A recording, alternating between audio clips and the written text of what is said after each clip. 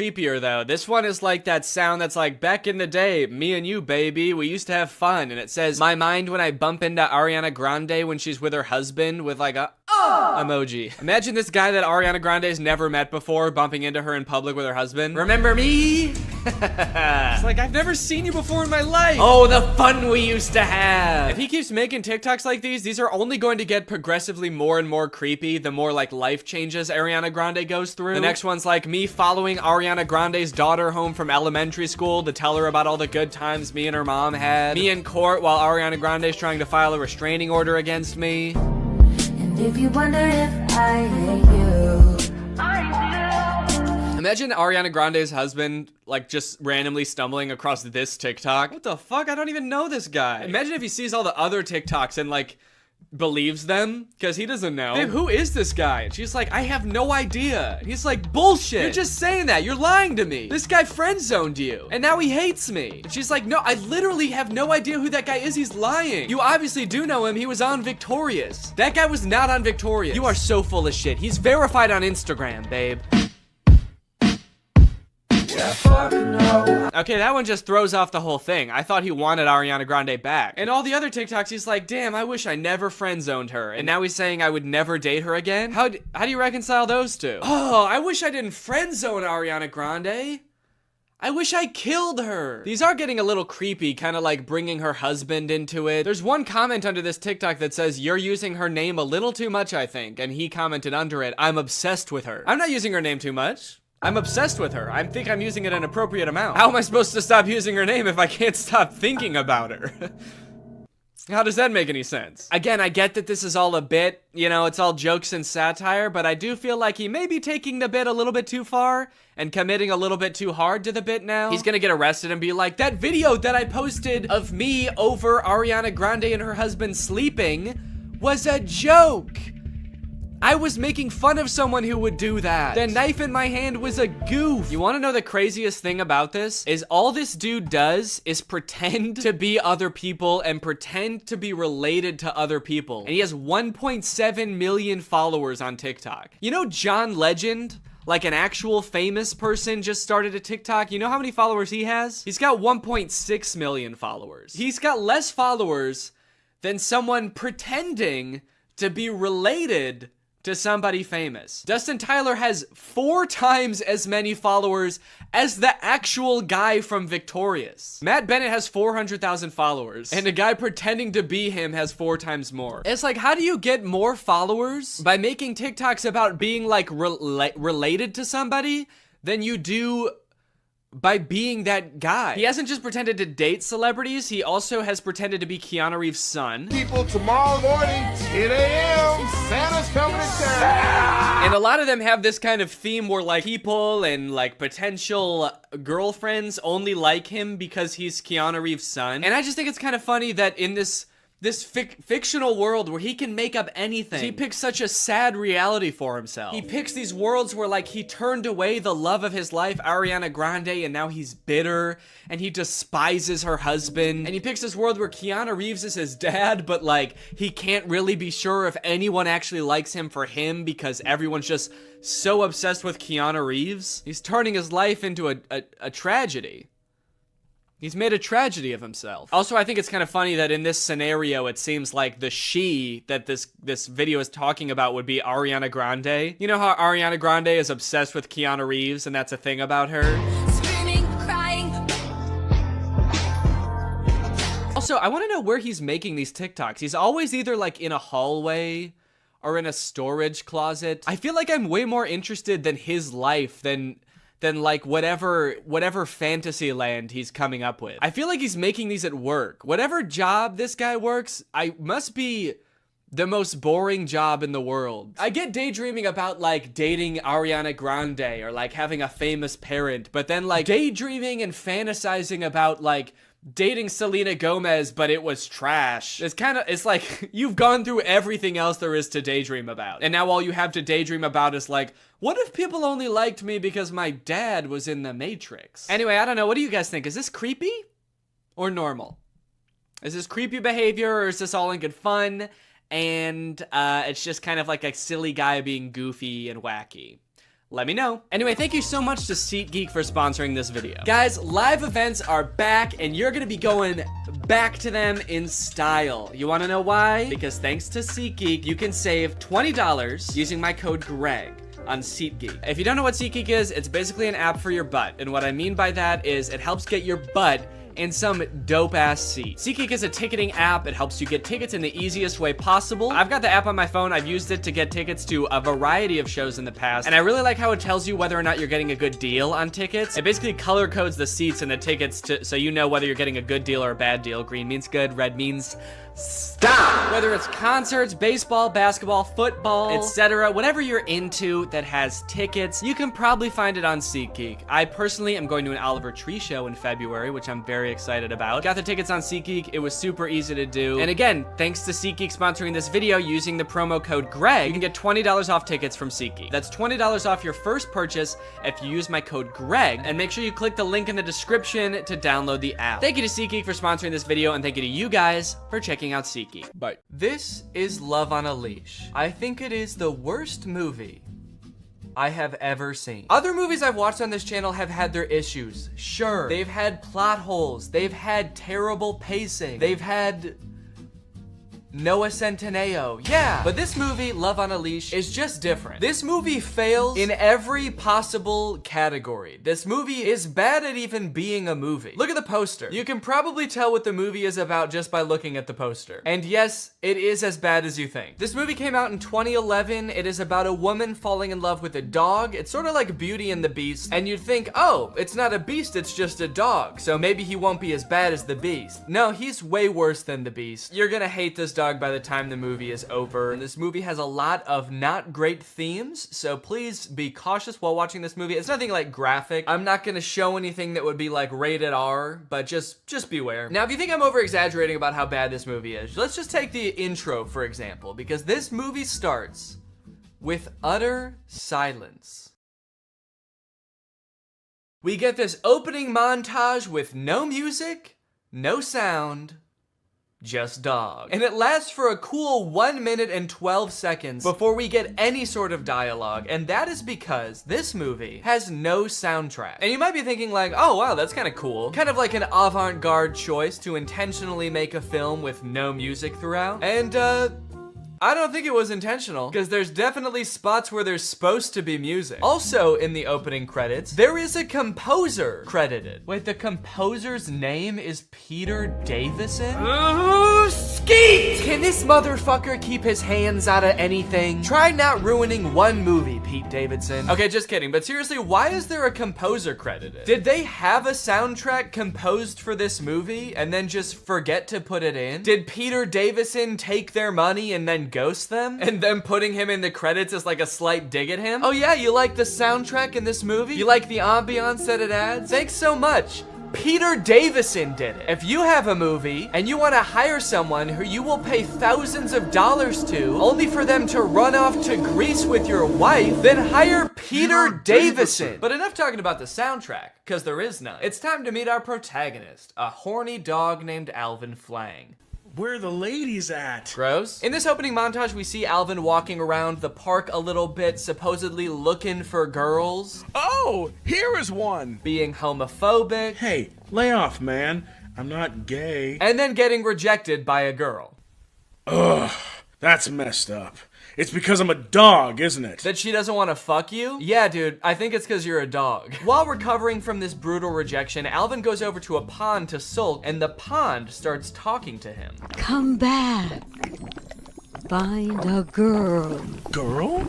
If she only loves you, you may have a chance. Find a girl? That's my specialty. So as you might have noticed, this movie starts off with zero context whatsoever. We don't know who the fuck this dog is, we don't know why he has a human brain, we don't know where Peter Davison is and when he's gonna send over the finalized soundtrack for the movie. And the director just assumes that we, as the audience, have enough info to go off of to be on the dog's side here. Okay, first off, tell us why he's a dog. I'm not gonna root for this guy unless you tell me why he's cursed to be in a dog's body. There's obviously a reason, and I'm not just gonna start rooting for a horny, homophobic dog for no reason. But I guess I'm just kind of special like that. And you might think, oh, they're probably about to explain it, right? But no. It's like halfway into the movie before they finally tell you what the fuck is up with this dog and why he's a dog. Anyway, so now he's off to find a girl that's in love with him. And first off, can I just say, this movie came out in 2011, and they definitely had better cameras than this in 2011. This movie was clearly made on like a shoestring budget. This movie gives off the vibe that like all the actors are just the director's friend. This dog is just the director's dog. The dog is clearly not like a professionally trained dog actor. The dog just kind of does whatever, and then they add in human voiceover over it to kind of explain what the dog is thinking, which 9 times out of 10 does not match up with what the dog is doing. Okay, so he's on his quest. The pond has given him a mission. He can maybe change into a human if he finds a girl. This is the main mission of the movie. He's gotta find a girl and get her to fall in love. Just one quick question. How is he supposed to do that?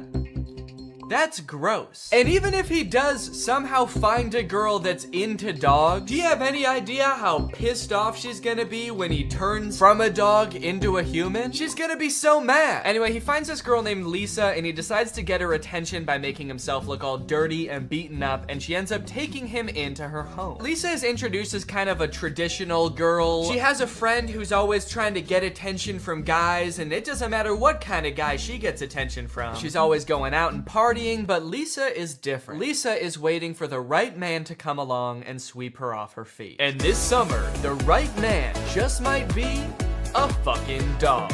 Next, we get to see Lisa at work. She works at a department store, and she's helping this woman try on a dress. Ma'am, I told you that dress was too small for you.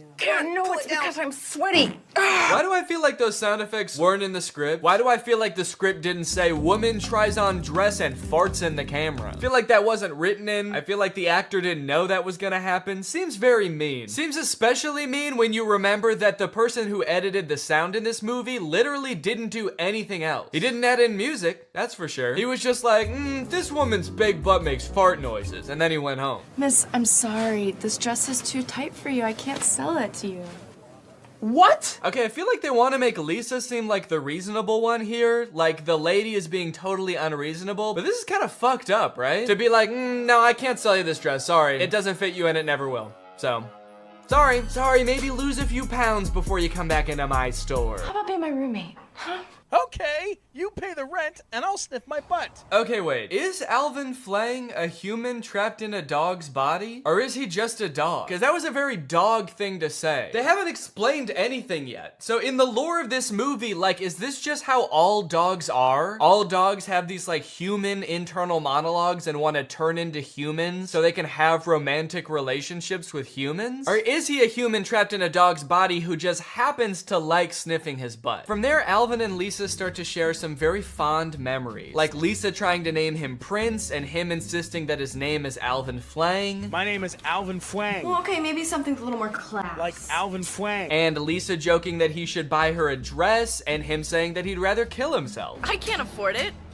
Unless you're buying. I'd rather kill myself. What's funny about that line is that the thing that would make him want to kill himself isn't being cursed to live your entire life as a human trapped in a dog's body. It's buying a dress for a pretty girl. Over the course of the movie, there are a few other men that pursue Lisa romantically. There's Kyle, who she works with, and there's Frank, who kind of stalks her while she works. And because Lisa's having a hard time finding a husband, she decides, you know what, I'll go on a date with these guys. So she goes on a date with Frank, and on their first date, he ends up bringing his mom, who just grills her the entire time. Lisa, my grandson is only 10 years old, and we're very anxious to find a stepmother for him. This child has been raised using the latest scientific technology in nutrition, education, and psychology. What does that mean? This child was raised by robots. He needs another human in his life. He is cold, hollow, and violent. He needs to learn love from a human woman. Many women have tried and unfortunately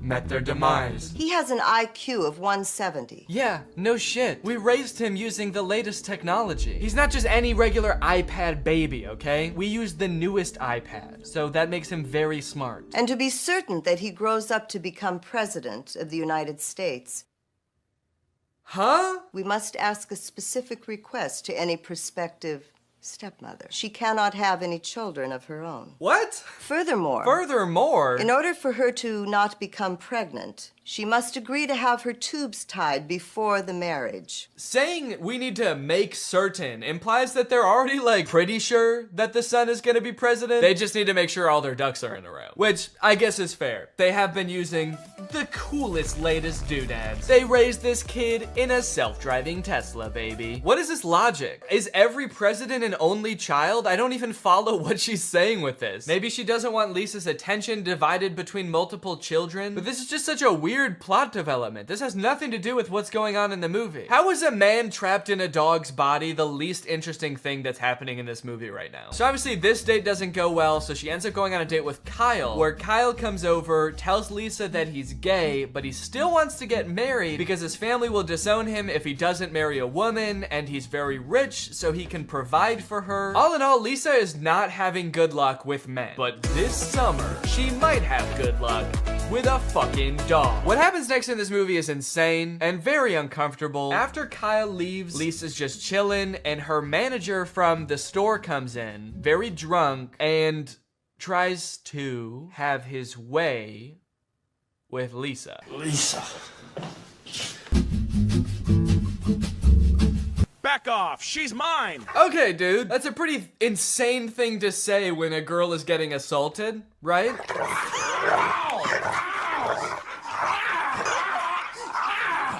You're fired. I quit! Now I'm the king of the castle. This is such a weird moment to infuse like a comedic relief dog with the plot. This movie just got so dark, and the dog is like, guess I'm the only guy left around here now, huh? Guess I'm sort of king of the castle. Yeah, bro, I hate you.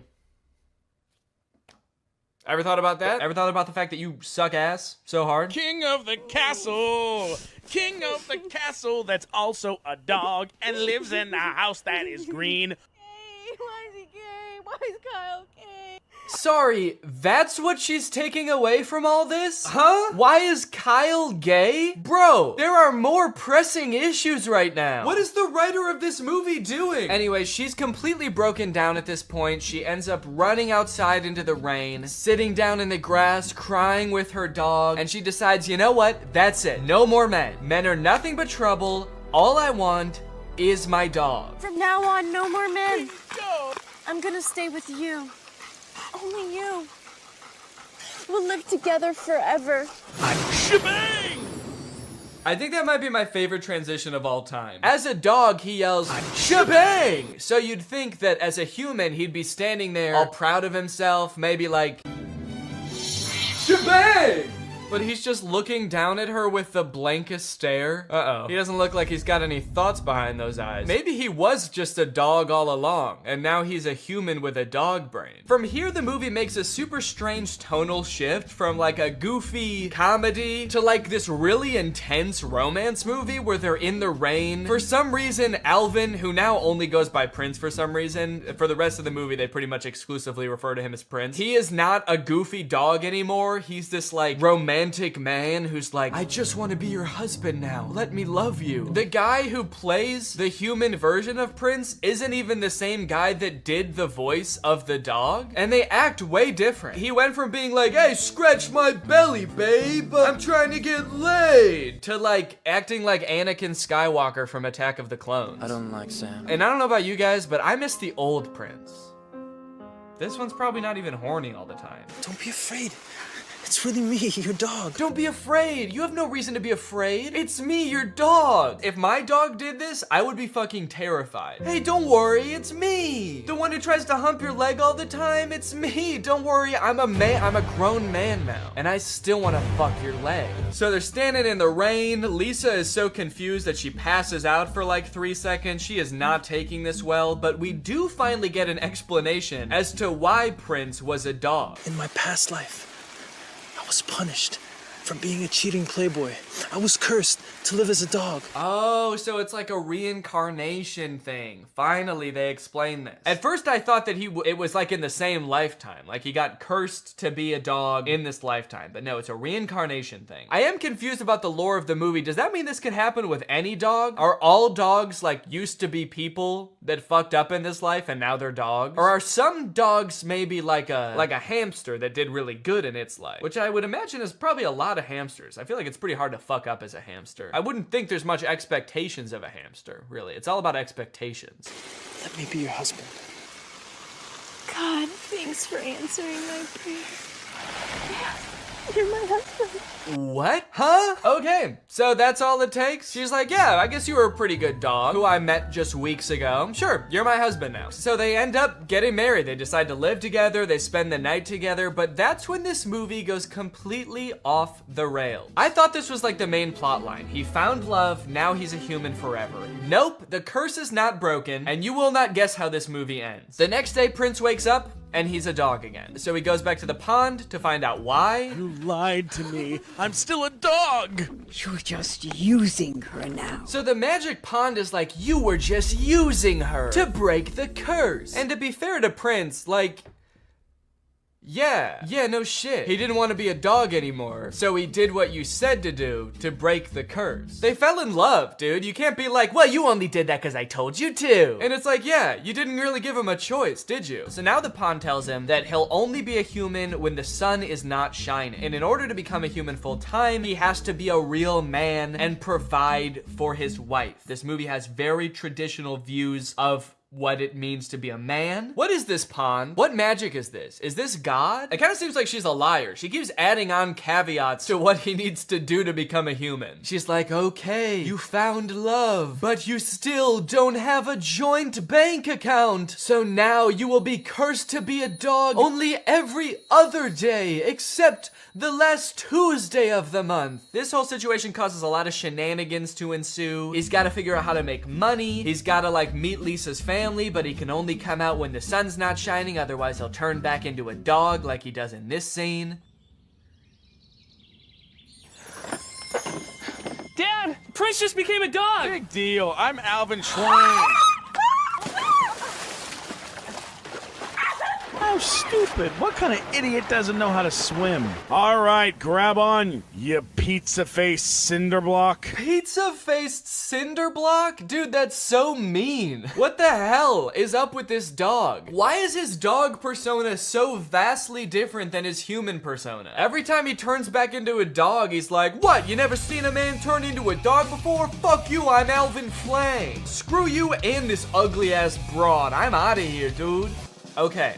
We're here. We're at the end of the movie. We have arrived. Do you want to know what happens? Prince, I guess, just can't seem to figure out this whole, like, providing for his wife thing. And to be fair, he is a dog most of the time. But he realizes, wait, maybe if I just die, I'll be reincarnated as a human. A pretty bold assumption, honestly. They don't explain why they would think that. It seems like he has absolutely no reason at all to think that's true. The pond never said that, and I'm pretty sure she's God. It seems like she makes the rules. But he turns into a dog, he runs off, and he gets hit by a car. Ah, the old Marmaduke special, ending the movie with a dead dog. And this summer, she might just find luck with a dead dog. And you know what's interesting about all this? Is that at one point in the movie, he actually does buy her that dress from earlier. So I guess the prophecy was kind of true in a way. He did buy her the dress, and he did kill himself. So then we flash forward to years later, the movie says, and Lisa is old as hell. It looks like maybe like 20, 30 years have passed. And Prince, who has been reincarnated and then lived his whole ass life, so he's now as old as he was when he died before, shows back up. What took you so long to come back? Lisa, it's better that you don't know. He turned old. The love made him turn old. Or the magic or the pond made him turn old. I don't know. I don't understand any of the lore in this movie. One thing's for sure though, dude. Do not let this guy turn back into a dog now. Because he'd still be like 80 years old. And that is too old for a dog. I have a dog training business. And naturally, it's very successful. I guess you could say I know what dogs like. and I know how to reward them. You see, they're all former sex criminals. I live a very comfortable life, but... Okay. Weird flex. I'm actually really rich now, by the way. And that, folks, is the end of the movie. He kills himself, and that apparently outsmarts the pond. Moral of the story?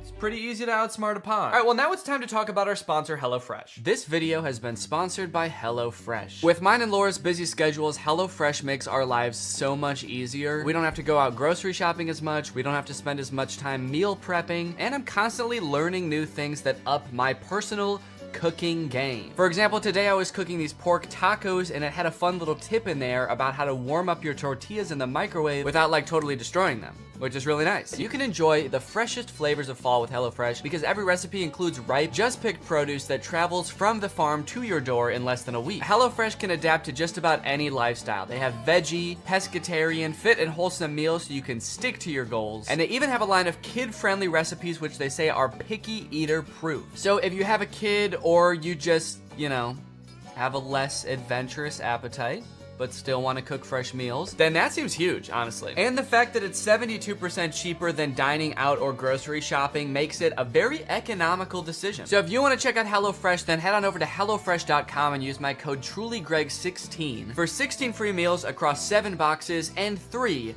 free gifts. That's HelloFresh.com, TrulyGreg16 for 16 free meals and 3 free gifts.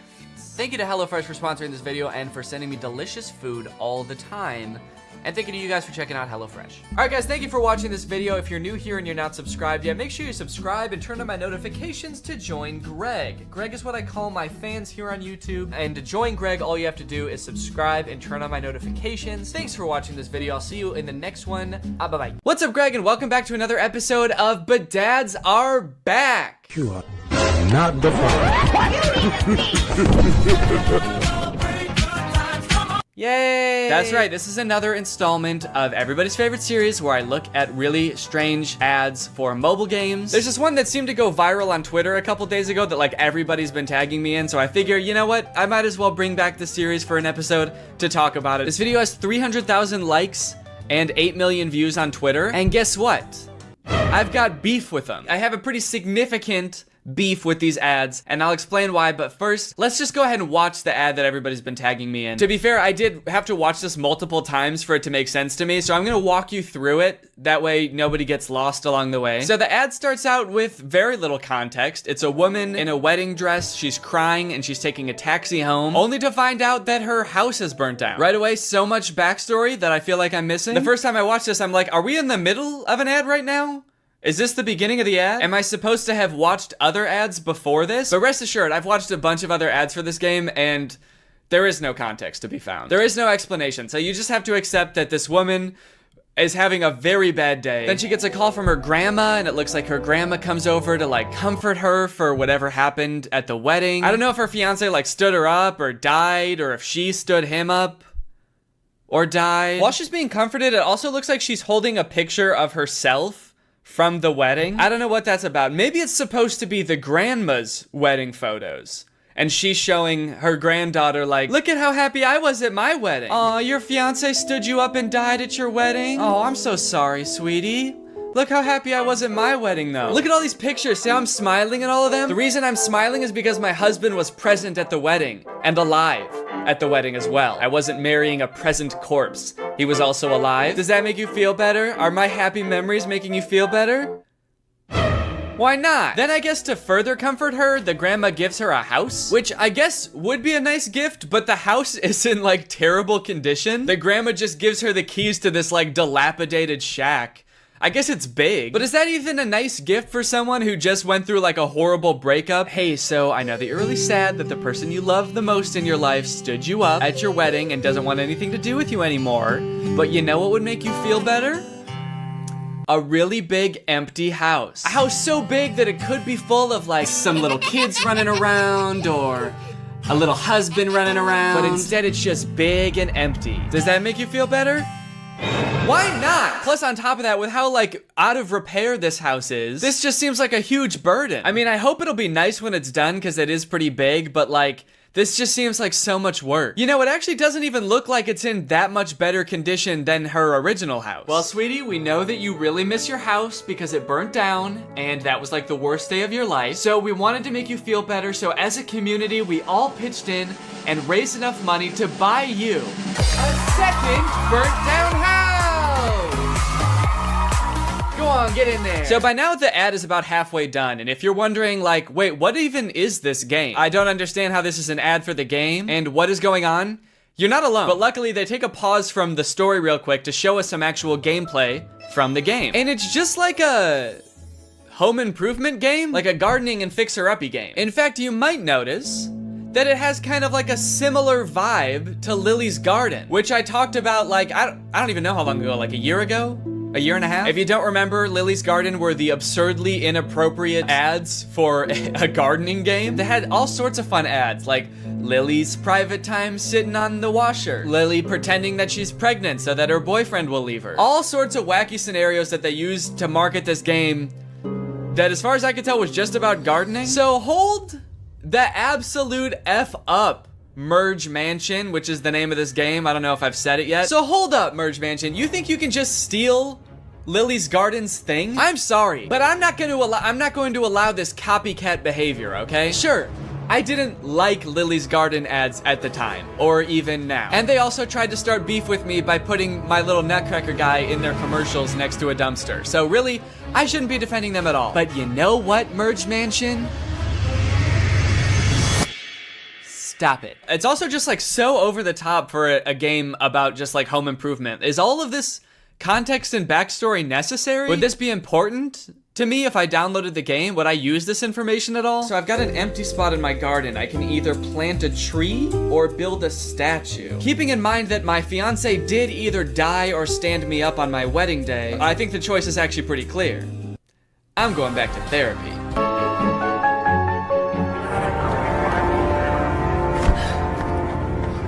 Okay, so then the ad takes a drastic turn. What the hell did Grandma do? Huh? It's not clear what they're arresting her for. And they never explain it either, so I'm not sure if it's just like another thing that you're just gonna have to accept you don't know the answer to, like what happened to her fiance and how did her house start on fire? Or maybe it has something to do with the fiance and the house. I don't know. Did she burn down the house? Did she burn down the fiance? I don't know.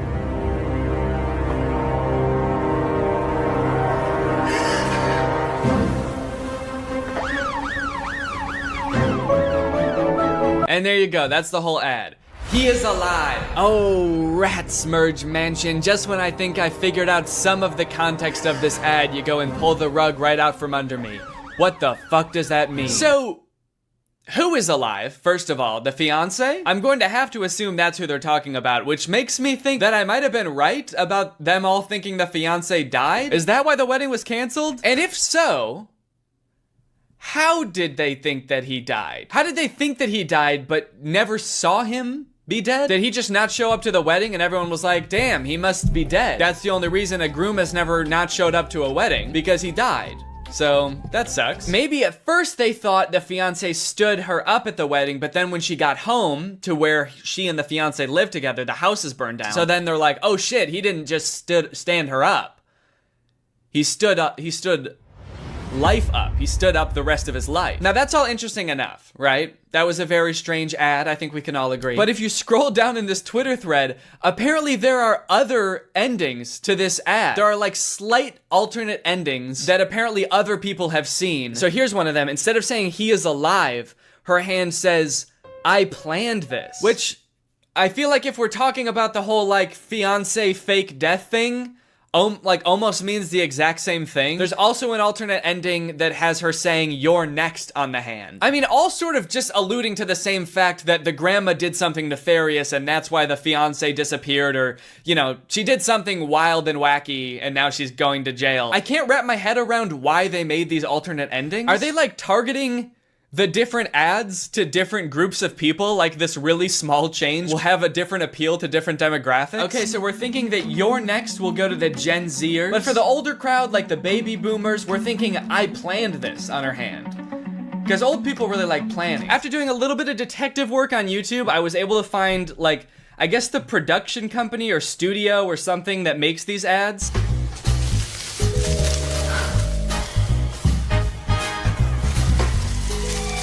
Okay,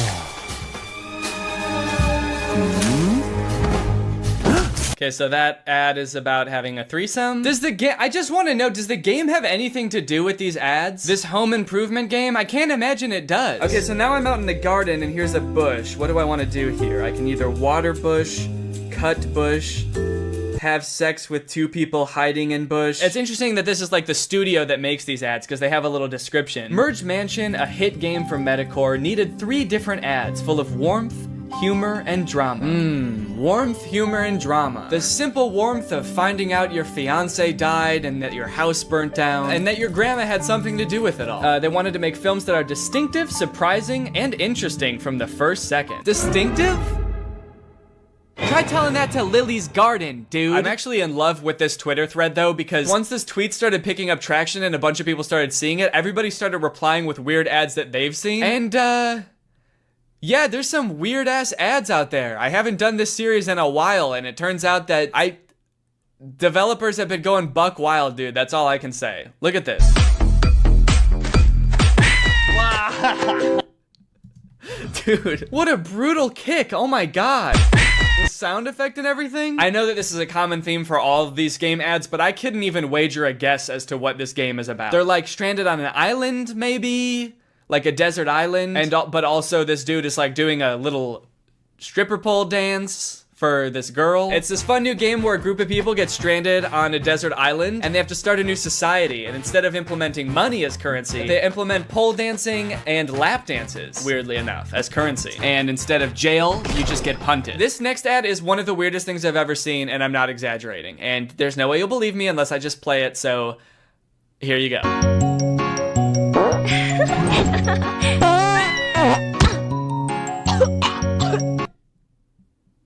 Dude, what is this? Stinky fart dragon game? Dragonscapes.adventure. What the hell? What is this? The dragon farts once and the girl laughs and she's like, oh, you like that? You kind of like when I fart? And the girl's like, yeah, I guess it's kind of silly. It's kind of like funny in an immature type of way. And the dragon's like, oh, okay. Well, how about I fart so hard that I break your spine? You like my farts, huh? How about I fucking kill you? Wait, is this the same girl?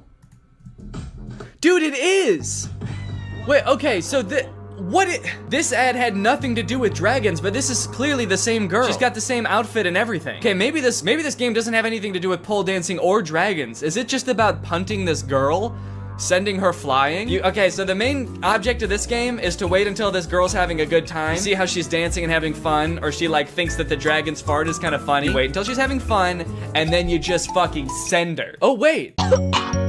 In the very last frame, it looks like now she's on an island by herself. So is this like the backstory for how she gets stranded on Stripper Pole Island? She was just having a good time watching her dragon and then she got like farted onto a deserted island? Maybe I'm reading too much into this. Is this even a real game?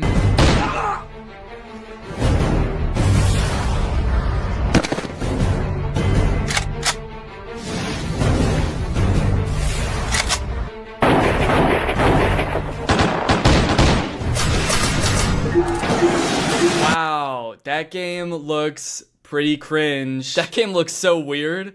Who would download that? I mean, what do? You're in like colonial times and you form an army of dudes wearing only boxer briefs that can like form together into these sick big weapons, and then you like fight off these other armies? That's crazy. Crazy bad. That looks like a bad game. What is this game even called? Something dumb, probably. What is it? Guns of Glory? That's crazy, man. I would never want to even look at a game like that now that I know the name of it. Oh, look, this looks like one of those like episode type games, like a choose your adventure type thing. She says my fantasy ... and I guess you get to pick. Her 2 options are Spank Me Master or Spank My Ass Master. Is there a difference? Spank my ass, master. Now spank me, master. Anyways, guys, I think that's enough bedads for now. Now it's time for a good ad. Thanks to our sponsor, Sleeper. You guys, let me tell you about today's sponsor, Sleeper. Sleeper is a fantasy sports platform. It's an app that's available on the App Store and the Google Play Store, but it's not just any fantasy platform, it's the best fantasy platform for all of your fantasy football, basketball, and for gamers like me, It's even got esports. The reason I think Sleeper is the best fantasy platform out there is because they've got personality, dude. I mean, look at this app. It's got a sleek, modern design. It's got a beautiful UI, very clean, laid out just right. They've got all the features you're used to in fantasy apps and more. They've got social features like voice and text chat, which means leagues that use Sleeper have more fun. They chat more, they react to moves that happen all season long, and it all comes with 0 ads. If you don't have a group of friends to play with, that's fine because Sleeper just released a matchmaking feature that will help you find the league that's right for you. So if you and your friends want to take your fantasy sports league to the next level, then download Sleeper in the App Store or Google Play. The link will be in the description. Thank you to Sleeper for sponsoring this video, and thank you to you guys for checking out Sleeper. All right, well, thank you guys for watching this video. I hope you enjoyed it. If you're new here and you're not subscribed yet, make sure you subscribe and turn on my notifications to join Greg. We're basically the fastest growing army on YouTube. Please do not look that up, but it is true. All right, well, thanks again for watching, and I hope you guys have a nice rest of your day, and I'll see you next time. Bye. This video is over now. Go find something else to watch, or just watch this video. I know we had a lot of fun, but you can't stay on this end screen forever. This video is over now.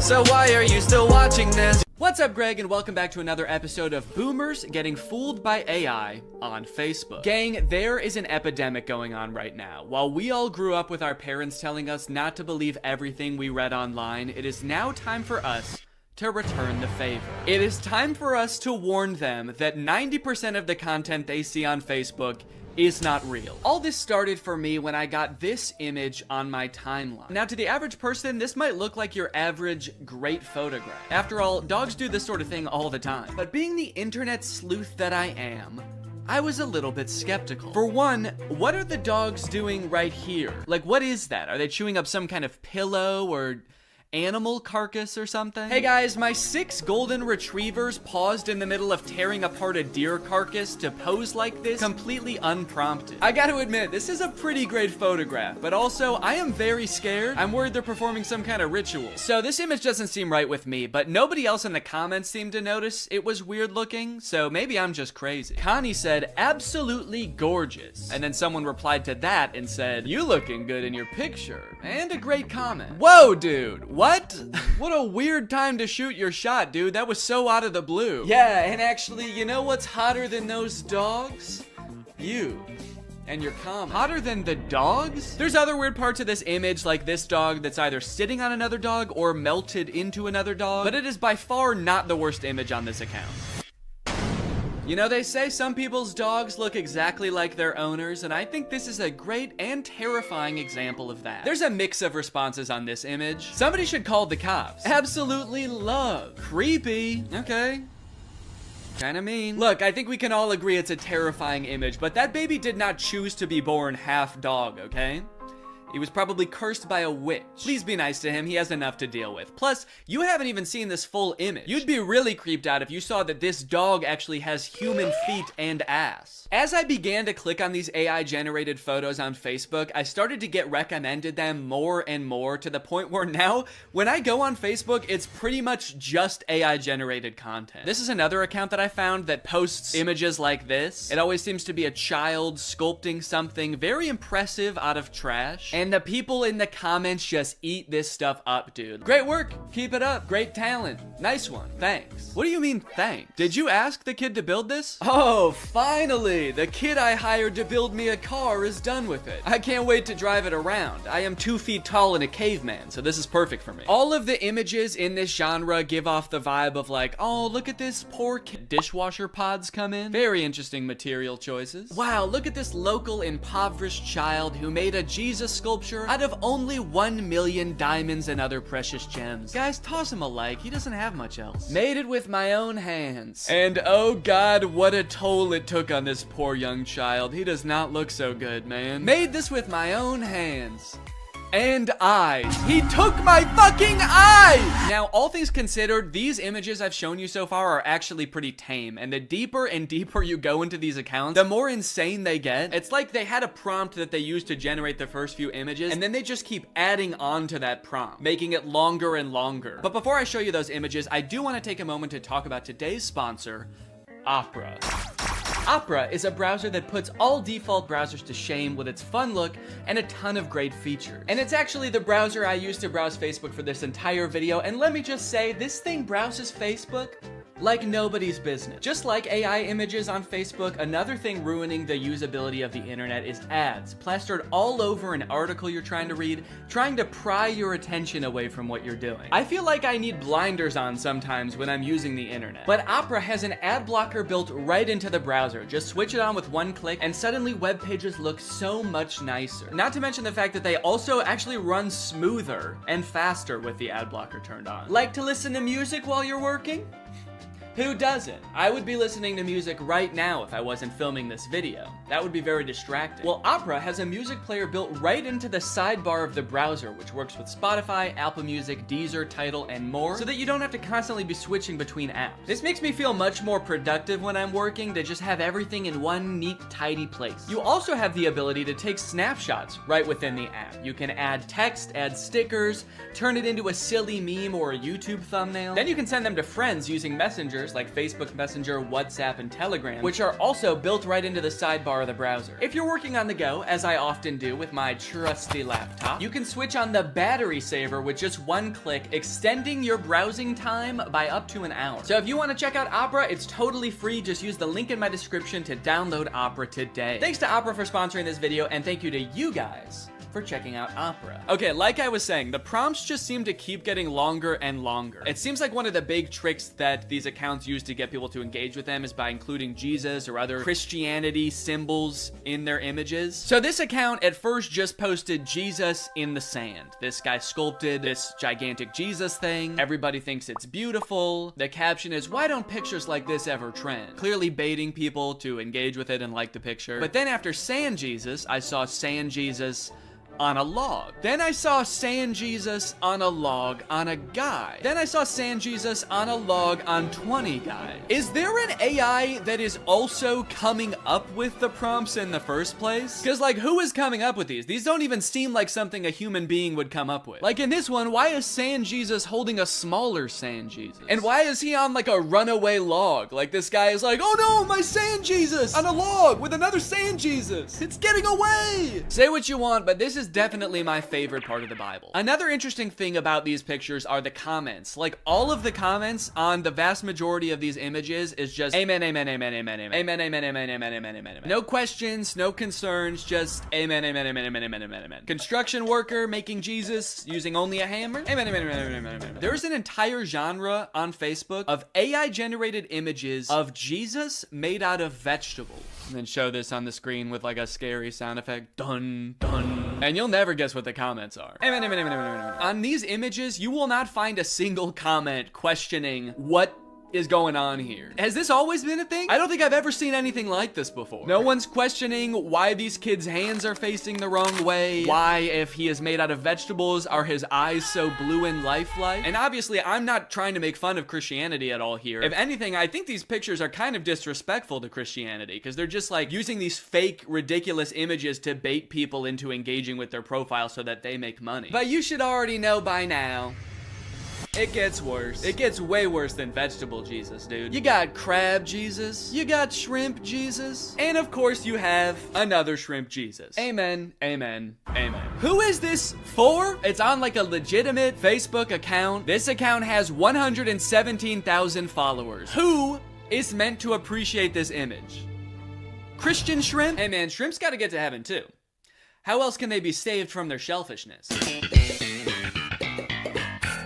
I'm convinced that there was not a human running this account at all. I think this account was conceived of, created, and is currently run by an AI. There was never a human involved. And not only that, I'm also starting to suspect that the comments are also bots. There is no other explanation for the amount of engagement on these pictures, and like serious engagement. And also all the comments are like saying the same things, and they're all very generic. So it feels very bot-like. So if that is true, then technology has created a corner of the internet where an AI is interacting with another AI, and they both think the other one is a human. Does that not just feel wrong? Like, I kind of feel like a third wheel just being on this page. Learning that AIs interact with other AIs without humans watching at all feels like learning that like ghosts hunt other ghosts.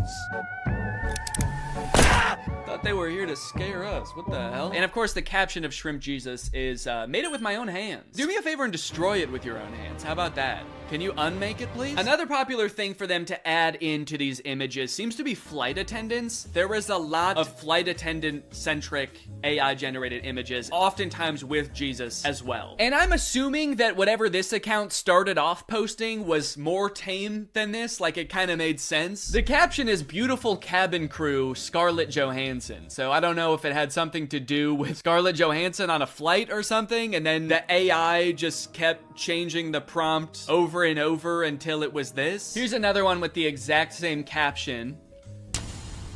I like that a good amount of the comments on this one say good luck. Good luck, amen. Good luck, amen, ma'am. I have no fucking clue what's going on here, but good luck or congrats? I don't know, man. It's crazy how much these accounts post. If I just scroll through here, you can see these accounts post literally hundreds, if not thousands of times a day. Just post after post of nonsensical images. What is this? What is this supposed to be? And it's like, why? Do they make money from this? I've scrolled a lot through these types of pages and I've never seen like a sponsored post or anything. So it's not like they're doing ads for companies using the following that they've built with these pages. Because like, who would the ads even be targeted to? Christian Shrimp? After doing some research, I found this video that this guy made called Make Money Posting AI Art on Facebook Using Free Tools, where he basically explains that you can sign up for Facebook's monetization program and basically you get paid kind of like on YouTube based on how many views your image gets, and I think on Facebook it has something to do with how many likes. So some of these accounts might be making bank. Most people think that clickbait is some shady,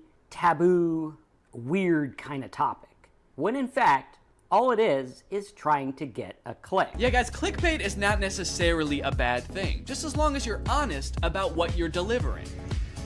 Anyway, let's go ahead and learn how to trick people into believing that fake images are real. Utilizing good images, ad headlines, and articles to drive people to relevant content that actually does talk about what the image or ad said in the first place. Yeah, but if the image is not real, then doesn't that make it impossible to deliver on the promise? Now, this guy does go on to say later in the video that you should make it clear when things are AI or not real. But after finding a bunch of these accounts, it doesn't seem like anyone using this method actually does that. I haven't seen one single image that has been like, by the way, this is AI and not real, so just saying now. Tricked ya. Here's a different Facebook group that posts like beautiful mansions that all seem like they're AI generated. No disclosure anywhere that these images aren't real. Like being in a coffee mug. Love it. Huh. Yeah, there is something about this image that just looks like being in a coffee mug. Very insightful. Thank you. Either way, if this keeps up and this type of AI content invades all the other parts of the internet, it is just going to become completely unusable. I think Facebook and like every other social media platform needs to start training an AI that can detect AI generated content, so that it can like put a badge over all of these images to be like, hey, these aren't real, just, you know. Because so many people are so keen to try to use this to make money or create content for them that like, just imagine in a few years if every single tweet or TikTok is created by ChatGPT or Midjourney. That sounds like a nightmare. Also,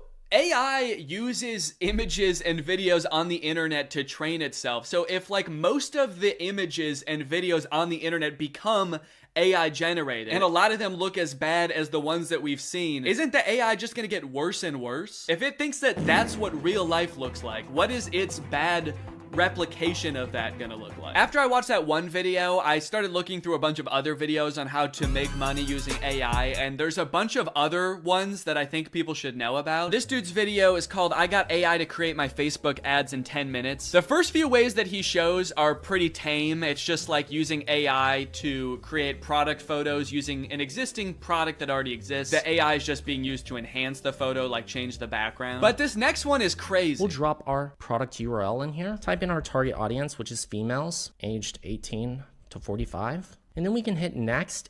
And then it generated 2 ad copy examples that we can use. So he just gave this service the product description that he's trying to advertise. It came up with a script for him, and now it's going to use AI to have this random woman lip sync the AI generated dialogue. Spa day, meet the mocktail wash, my intimate savior and relaxation partner. I don't know who this woman is. I assume that she must have like licensed her likeness to this service. I hope she did. But even still, I feel like you have to be super careful as an actor if you're gonna be licensing your likeness to a service like this, because you could end up advertising anything, and that's kind of terrifying. Okay, here's another tutorial about a similar method. Today, I'm gonna show you how to make ads like this or this completely with AI, and what I'm about to show you is scary. It's crazy to acknowledge how scary a tool is, but then your first thought is like, well, how can I make money off of this? Top 10 scariest ways to make money. Number 1, fake AI ads. Let me go ahead and show you how to make them. What you're gonna wanna do is go to this website, and then click on new project. So he shows this ad for his website that sells licorice, which has gotta be like the most whimsical business idea I've ever heard of. But he reveals after the ad is done playing that like half of the people in this ad were AI. Or at least like the video was real, but their lips were AI and the dialogue was AI. Some of the creators in this ad are AI. Hey, entrepreneurs, have you ever wondered why testimonials like this work so well? How, like, it's because people assume that the people on their screen are real people talking about a product that they genuinely enjoy, thus giving the product more credibility and maybe generating fake videos of fake people endorsing your product who have never experienced your product because computers cannot eat licorice is maybe a little bit unethical? I'm kind of starting to think that this guy doesn't care, and that he thinks that we're all dumb. When we are speaking to people on the newsfeed, they are in their dumbest, most stupidest, dumbest state. Don't worry if you feel bad lying to people, guys.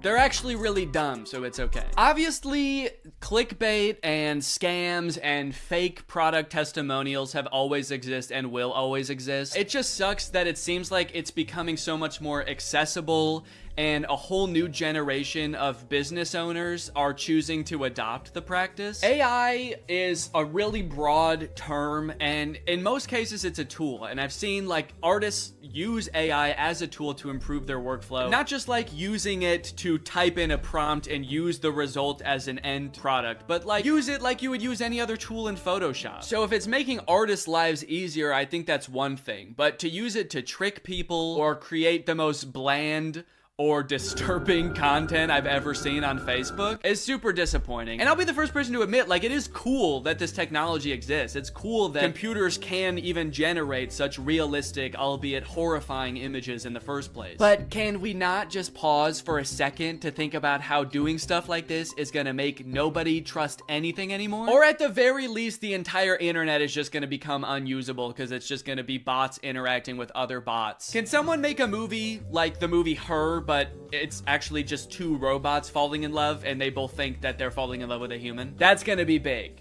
with this new internet, dude. Anyways, I hope you guys enjoyed this video. If you're new here and you're not subscribed yet, make sure you subscribe and turn on my notifications to join Greg. Greg is what I call my subscribers, so if you're not Gregged up, go ahead and smash that subscribe button and absolutely obliterate the notification bell. I'll see you guys next time. Bye-bye. What's up, Greg? If you've seen my video about the Disney Channel original movie Zombies, then you know I have some deeply troubling feelings about that movie. It's a very poorly made, weird, cobbled together metaphor for racism, and on top of that, a lot of the lore surrounding the zombies doesn't make any sense. So I ended up walking away from that movie feeling like I had so many unanswered questions, which is why when I found out there are 2 more movies in this franchise, I was honestly thrilled. I could actually get some answers to my questions. They'll dive into the lore a little bit deeper. Then I watched the movie and realized that was a very dumb assumption to make. This movie does not answer any of the questions that you might have had about the first movie. In fact, it introduces a whole bunch of new lore that like is even more confusing and also kind of contradicts with the lore from the first movie. Now, all of that might lead you to believe that this movie is gonna be really bad, like even worse than the first movie. But honestly, this movie is not that bad. Also, it has 100% on Rotten Tomatoes, so technically speaking, this is a perfect film. So strap in and get ready, because I don't know if you've ever seen a technically perfect film before, but this is what one looks like. The movie starts off right away, changing the lore that we all know. Welcome back to Seabrook, where belonging is everything. It wasn't always this way. There was a time when we had to protect ourselves. Right, we all remember that. In the first movie, you explained how the power plant blew up, zombies invaded the whole town and started killing and eating people. How could we forget? Legend has it that when the first settlers came to Seabrook, they found wild beasts with sharp claws lurking in the forest. Wait, so these beasts are different beasts? These are a different sect of beasts? Which sparked an epic battle. There was a war? Seabrook settlers bravely fought off the monstrous attack and discovered a powerful energy source. And that mysterious power source basically powered the entire town until that one fateful day when it blew up and created beasts. Different beasts. These are different beasts than the beasts we just saw. This is a very beast-heavy town. The beasts were a distant memory. Seabrook forgot monsters could be real. So, hold on. You guys didn't think to mention this during the first movie? How could you tell us a history of Seabrook and neglect to mention the battle with mythical creatures that transpired? What else are you hiding from us? And what about this mysterious power source that runs the entire city? Don't you think during the 200 years since this happened, someone should have like looked into this, made it a non-mysterious power source? They were like, we'll call this beautiful land Seabrook. We'll build a school to teach our young, a hospital to treat our ill, and a power plant that might blow up. We do not know. Because of the events of the last movie, now all the zombies are allowed to commingle with the humans. It seems like things are really on the up and up. It's hard to believe there was a time when people were afraid of zombies. Crazy thing to say for someone who has for sure eaten his neighbors. Also, we saw what you did to people in the last movie, dude. It's not hard to believe at all. I'm still scared of you. Then we check in on Addison, who you may remember from the first movie by her platinum blonde hair that for some reason in this universe makes her some kind of sick, disgusting freak. That's Cheer Captain Bucky, my cousin. My cousin. It's here at Cheer Camp we learned two things. First, that story about the werewolves is kind of a legend, and no one's really sure if it's true or not. You've all heard the stories of bloodthirsty monsters who roam these woods, feasting on innocent cheerleaders. And two, the younger cheerleaders and the older cheerleaders are not getting along. This week, the veterans and the newbies will compete for the Cheer Camp Cup. I feel like one of those things is gonna have a bigger impact on the plot. Watch and learn, Snowball. Ah, yes, my hair. Still white, still well conditioned, and still drawing fire from the AC. Okay, thank God she addressed it, dude. I know we were all thinking, what the fuck is wrong with her? You should shave your head, you look insane. We then get a song about how well everybody's getting along now. The cheerleaders are having fun at cheer camp, zombies are entering all facets of normal human life. Zed's dad has even been hired as the project manager to demolish the old power plant, which I'm sure will have little to no consequence in this story. The message of the song is undermined a little bit when the cheer captain Bucky my cousin launches an underclassman into the air with a high-powered water bazooka called the Buckzooka. Just a little bit of playful hazing, I guess, for the underclassmen. Oh, you want to be a cheerleader? How about some internal bleeding? That's hazing, baby. Nobody joins an organization that I've already joined and gets away with it. And while I do wish someone would rush this poor girl to the hospital, I do have to admit, the song does slap. The music in the first movie sucked in my opinion, but the production quality of not just the music, honestly, but the whole movie is way better in this one. Probably as a result of the success of the first movie. The first one was very popular. So they were like, look, this next movie, you know, it's not gonna make any sense, but it's gonna look fantastic. The lighting on that girl as she flies through the air with 12 broken ribs is gonna be so good. I wish that I could call. I hope you get my letter.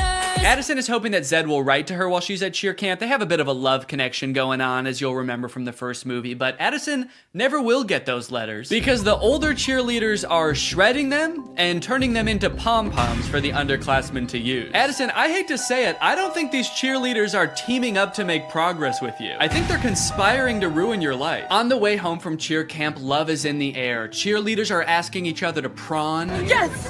I got invited to prawn! Which is Seabrook's version of prom. Their mascot is like a shrimp or something, so I guess that's why it's called that. And for the first time this year, zombies are allowed to go to prawn. Bree is actually hoping that Bonzo will ask her to prawn. Getting invited to prawn sounds great, but Bonzo won't even look at me. Meanwhile, Bonzo was locked in on her, carving her face into a threatening-looking apple. And Addison gets a surprise of her very own because Zed has devised a very intricate way of asking her to be his date. Addison, will you?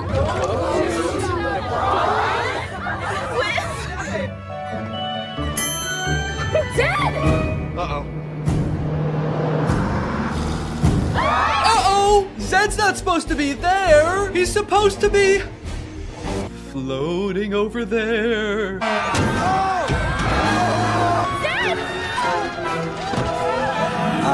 Addison, help!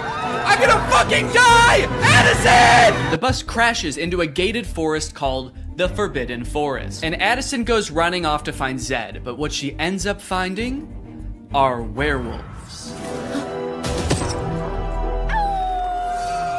We're surrounded by werewolves. So here's where the movie started to lose me a little bit, and I know this is a perfect film, so this is probably something wrong with me, but I feel like when I look at these werewolves, they're not werewolves. They're just teenagers living in the woods wearing dead animals. You might be thinking, okay, these are people who are gonna become werewolves at some point. No, these are what the werewolves look like. They even go out of their way to show a full moon in one of the shots to be like, no, this is as werewolf as they're gonna get. These are outdoor teens with dead animals on. That's what werewolves are. And that's just how it is for the entire movie. And on one hand, I guess I understand because like true to form werewolves would probably be super expensive to do and make look good. But also, you guys didn't have to make a movie about werewolves. That was your choice. You already had a whole universe with zombies in it. You didn't have to add another creature. Or you could have kept the movie exactly the same as it is and just not called them werewolves. You could have made up a new creature. Just called them outdoor teens. It would have made sense. But no, you had to drag werewolves into this. You said this movie will be about werewolves. It will be an integral part of the story. And our costume budget will be $4. A few scenes later, a werewolf sneaks into the town of Seabrook and finds a drawing of like an actual werewolf that Zed's little sister drew, and he takes it back to the other werewolves and they all start making fun of it. Looks nothing like us, Wyatt. It's like they're trying to gaslight us. Werewolves don't look like this. Werewolves never looked like this. You'd have to be some kind of dumb, uneducated zombie child to think that us wolf people bear any resemblance to those half wolf, half people. After word gets out that Addison had this encounter with the outdoor teens, the whole town is a mess. Dad, everything is fine. It's not fine. There are werewolves circling us right now, waiting to attack. They jump to the conclusion that the werewolves want to attack them so bad. Addison leaves the interaction totally unscathed. They didn't do anything to her, but the whole town, even the zombies, are like, ooh, the werewolves want to kill us so bad. We better kill them first. And eat them. Typical zombies. So the leaders of the town decide to reinstate all emergency monster laws. All anti-monster laws are reinstated.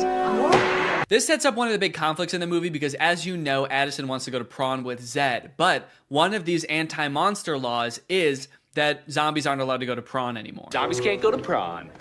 Ouch. And when I say one of them, I firmly believe that is the only emergency monster law. It's the only one they talk about in this entire movie. They let so much else slide in this movie, but that's the one thing they're like, no, we cannot have zombies at prawn this year. Ouch. You'll see in a bit why that's so strange, but right now we gotta go check in with the werewolves because they're setting up a conflict of their own. And you know we don't have much time. Our necklaces are almost out of power. So the werewolves all wear this stone around their neck. It's called Moonstone, and it's sort of what gives them their power. I guess it's like some kind of mysterious power source or something. But it turns out that like 200 years ago, somebody or some group of people stole all of the Moonstone from them. So their reserves are running low and they're all gonna like die because they don't have their Moonstone. But some of the werewolves think that Addison fulfills a prophecy that the werewolves have about some white-haired lady who's gonna lead them to more Moonstone. This is the kind of lore that gets you a 100% on Rotten Tomatoes. Even if the girl is the great alpha. A girl?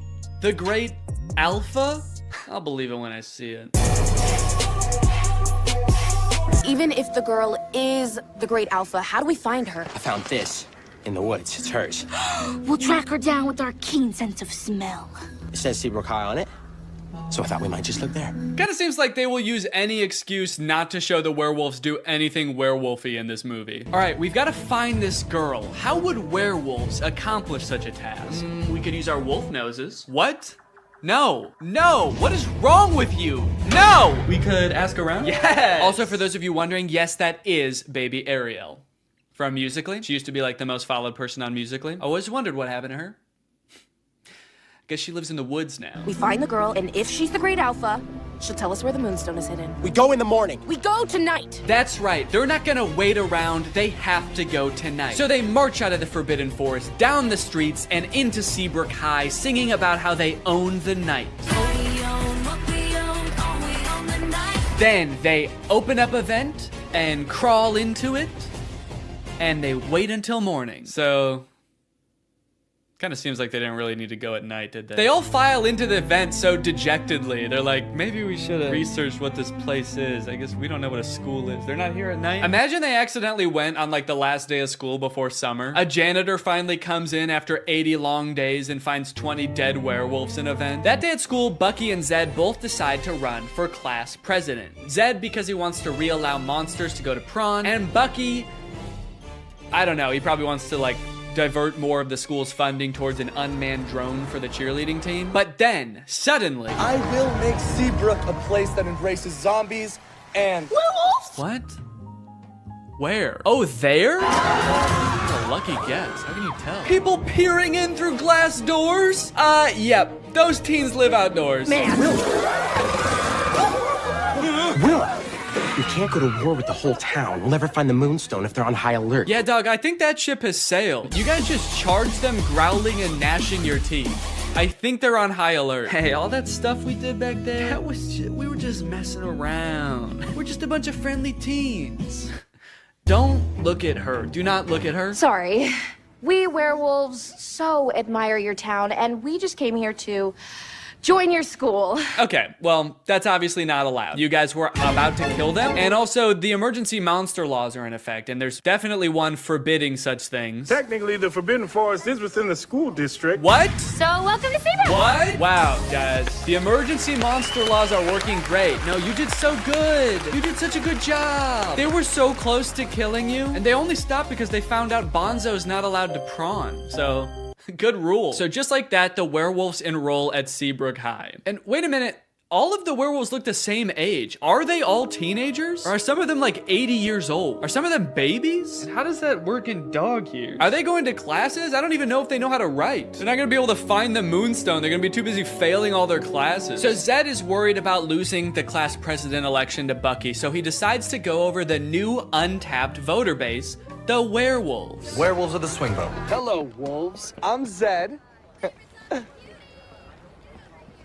Do it like the zombies do. Yeah, for some reason I feel like the werewolves aren't gonna care who becomes the class president. They don't know what a president is. They don't know what school is. They live in the woods and they wear Moonstone, dude. You have no fucking clue. Come on, we've got moves to bust. Throughout this whole movie, Addison has her own thing going on too, where she just feels like she doesn't belong anywhere. That's right, despite being a bleach blonde cheerleader at a Disney Channel high school who was literally elected captain of the cheerleading team in this movie, she just doesn't fit in. I don't feel like I belong anywhere, where. Which makes her that much more susceptible when the werewolves come a-knocking. The werewolves are starting to get desperate, and given that they think that Addison is the Great Alpha, which again, she could not be, they bring her back to their cave and ask her for help. I believe you're the Great Alpha. I believe you're a werewolf. That's it! That's why she doesn't fit in! That's why she has ugly hair. It's because she's a different species. It finally makes sense. So they do a little dance, they do a little wardrobe change, and now she's a werewolf. Damn, that was a fast costume change. Did she know they were gonna rip her clothes off down there? This seems terrifying if she didn't. The rest of the gang gets worried when they realize Addison is gone with the zombies, so Zed shows up and he just fucking kills one of them. Holy shit, dude. And we never see that guy again. I think he's dead. The explosion came from Seabrook Power. Seabrook Power is the birthplace of zombies. A little lime soda mixed with some mysterious energy, and bam! Zombies. Nice story, but it doesn't concern us. Nice story about you and your unknown electricity fuel, but we've got our own problem. We're looking for a mysterious power source. But it does concern you, Willa. That could be your moonstone, right? Oh, shit, she's right. So for the rest of the movie, Addison is like pretending to be a werewolf. Oh, that's kind of lame. Does this thing need to be plugged in the whole time? But don't worry, this is just a leash to make sure he can't attack this woman. Now, it's interesting that this robot is like in a tracksuit. He's kind of swagged out with a sweater. Not exactly the Jetsons-esque metal robot we were all picturing in our childhood. It is nice and cozy, but like, what happens when this thing gets wet? What if he spills egg on himself? If you have this thing doing chores in a household with children for more than like a week, it's gonna smell like shit. And I guess you could just take off its sweater to wash it, but then you're gonna see this thing's dick, and I really don't wanna see that. Okay, but those were just the early beta videos. This is the official announcement that you can pre-order Neo. Now, this came out 3 days ago as of recording this. And look at this, now Neo has a much improved look. Instead of that black face visor, they gave him the creepy black eyes the parents have in Coraline.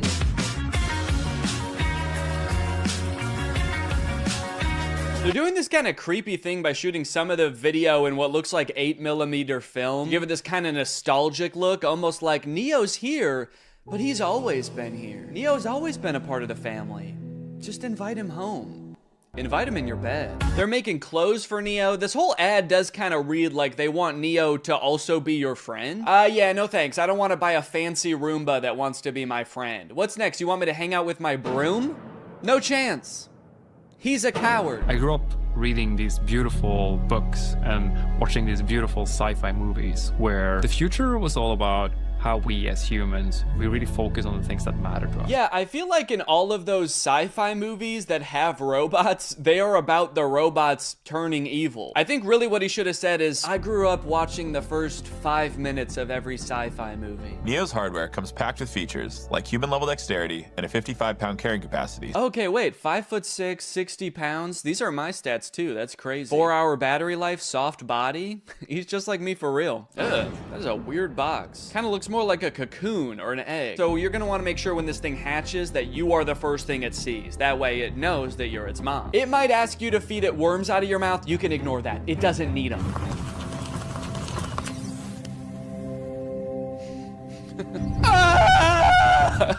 That's just its startup sound. Don't worry, it's not in any pain. Hey, I'm Neo. I'm here to help around the house. What's your name?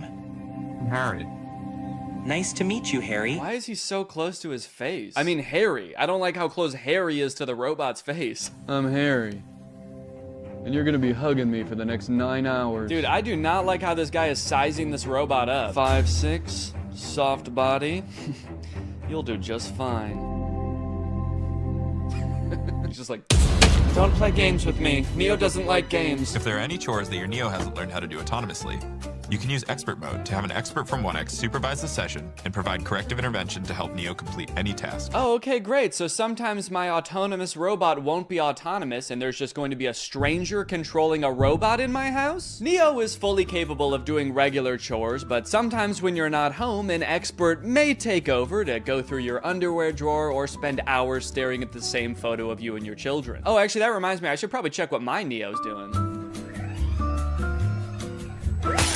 Damn. It can suggest what to cook based on what you have in the fridge, remember your progress while teaching you a new language, and even give you interior design advice. It cuts to Neo in the living room like, human skin on this wall, human skin on that wall, human skin everywhere. Honestly though, I feel like if you ask it for product recommendations for anything, there's like a huge opportunity for companies to use this as an advertisement basically. You're just quietly reading and he pops up behind you and is like, I noticed you haven't been shopping at Walmart as much lately. The aesthetic in here is whack as fuck. Let's go buy a new rug at Walmart now. Hey Neil, can you take this cup to the sink for me? Wow, I like that he does everything with his head down with a forlorn demeanor. As Neo does more chores, he will become, of course, more efficient, but also more resentful of you and your family. What's up? I'm Dale, and I work at 1X as a remote operator for the Neo robots. Mostly, I step in when Neo's asked to do something he hasn't been trained to do yet. So that would include things like wrapping presents or hanging pictures? Oh, Neo! It's scrubbing time! Yeah, just like a wide variety of stuff. Right now, I mostly just work for one guy. He's constantly asking Neo to do things that the developers never would have possibly imagined. Neo, cheer for me. Like you want me to clap? Root for me, Neo, now! Okay, alright, yeah, here goes. I'm gonna go to bed. Now that Neo's doing all his chores, it must be awesome to see how he spends his newfound free time, right? No, not really. I just bought another Neo. Kill him. I think he might be evil. You mean before he got Neo, his life was stressing him out? No, I just mean to his core, he's an evil man. It's as if winter's icy chill has, I don't know, turned his heart to stone. Okay, so he's like a villain from a movie? He's always making evil plans. You know what? That's a great idea. 1 second. Neo, do you know how to make nuclear bombs? Now, one interesting question I've seen posed a lot when people are talking about humanoid robots for the home: does a robot even need to look like a human to be able to do tasks around your house? Like Roombas, for example, are vacuums. Like, they just made the vacuum into a robot. They didn't need to make a human to hold a vacuum. And I think if we kind of expand our idea of what a robot can look like, you can actually make a more useful one. I saw this video a couple days ago of a robot that's meant to care for elderly and disabled people. The title of the video does say that this robot can solve the elderly care problem, which does have a bit of a sinister undertone to it, but I think it was designed with good intentions.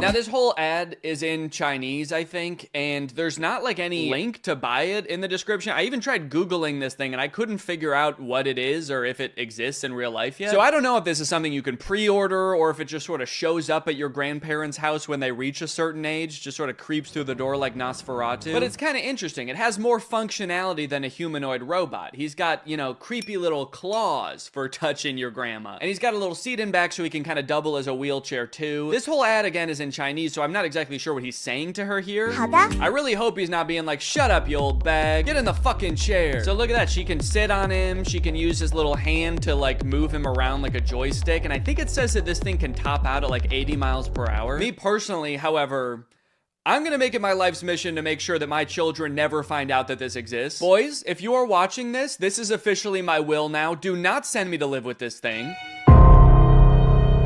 Oh no, robot! What did you do? You translated here and the robot's being like, I didn't do shit! It wasn't me! Now he's either calling the police or like his other robot friend to make an alibi. And then this part I think is just in heaven. So I don't know, it's a pretty cool idea. I'm all for robots that can help take care of people, give people mobility they didn't have before. It is a little disconcerting that in this video, there's not a single other human taking care of this woman. Like maybe this thing could be part of her care team, but kind of makes it seem like her entire social circle has been replaced by this guy. So not only are humanoid robots taking over things that people generally don't want to do, like folding your laundry and hanging out with Jimmy Fallon, they are also going head to head with each other and humans in sports. Recently, humanoid robots were allowed to compete in the Beijing Half Marathon. It went about as well as you could expect. I like how in America, we're really taking like baby steps with the robots. We're like, okay, maybe this one's ready to come in your home. We're trying to teach it how to pick up a bag. Meanwhile, in China, they're like, fuck it, let's put them in a race. Let's make them chase these humans. Put a little pep in their step. This one in particular is really concerning. I don't know if you can tell, it just has drone propellers on it. And unlike most of the other operators, she doesn't have like a remote control. She's got 2 ropes, like she's controlling a horse and buggy. And this thing is totally unwieldy. I mean, she has lost all control over it. Imagine you're a human who's been training for months for the half marathon, and you all of a sudden behind you, you hear the sound of propellers. You look behind you and this terrifying monster is careening towards you. Its handler's like, look out, I don't have control. Now, from this article, I found out a lot of the robots didn't even finish, but the fastest robots that finished did actually beat some humans with a time of like 2 hours and 40 minutes. Ellen Fern, a robotics professor at Oregon State University, tells Wired that researchers who build these robots typically focus on trying to get them to complete tasks and respond differently in a diverse range of different environments, rather than run as fast as possible. Yeah, I would say all of them except for this thing. I don't know if this thing is really meant to handle a wide range of environments. I don't know if after this thing crashed, they were like, well, it's okay if it's not that good at running. Really, this thing's just meant to care for elderly people. So now, if you like the concept of robots becoming extremely physically fit and being able to best humans in athletic abilities, then let me introduce you to the Robot Games. This again is in China. They hosted the world's first humanoid humanoid robot game. They've got events like running. He's actually not competing right now. He was trying to escape, but they've got soccer, boxing. I think they're gonna add more events in the future, like hunting humans for sport. The competition featured 500 humanoid robots from 280 teams representing 16 different countries. Yo, wait, what is that guy? Dude, I like this little freak. Who is this? He's just got regular shoes on. Not even like running shoes. He's just wearing Vans. To some of the best robot fails of the whole competition. Like this robot that did not seem to want to take a timeout and let the other robots play. Oh my god. Robots could sometimes stand up on their own. Then I think they're dragging this one off the field so they can shoot it in the head, put it down. That measured robots' ability to do work like cleaning and manufacturing. Sorry, that is not a humanoid robot. That thing does not look like a human at all. Show me the designer that built that. Does he look like that? Now the event has moved to an even bigger stage with knockouts at least as devastating. So you know what's concerning about this? These robots very effectively fighting each other. It kind of seems like we're still a ways away from robots being able to effectively help you in your home. But we have robots that'll kick your ass today. Unitree is the company that makes a lot of the robots that were doing really well in the robot games. And they post a lot of videos on their YouTube channel of their robots doing the most insane acrobatics and violence, quite frankly.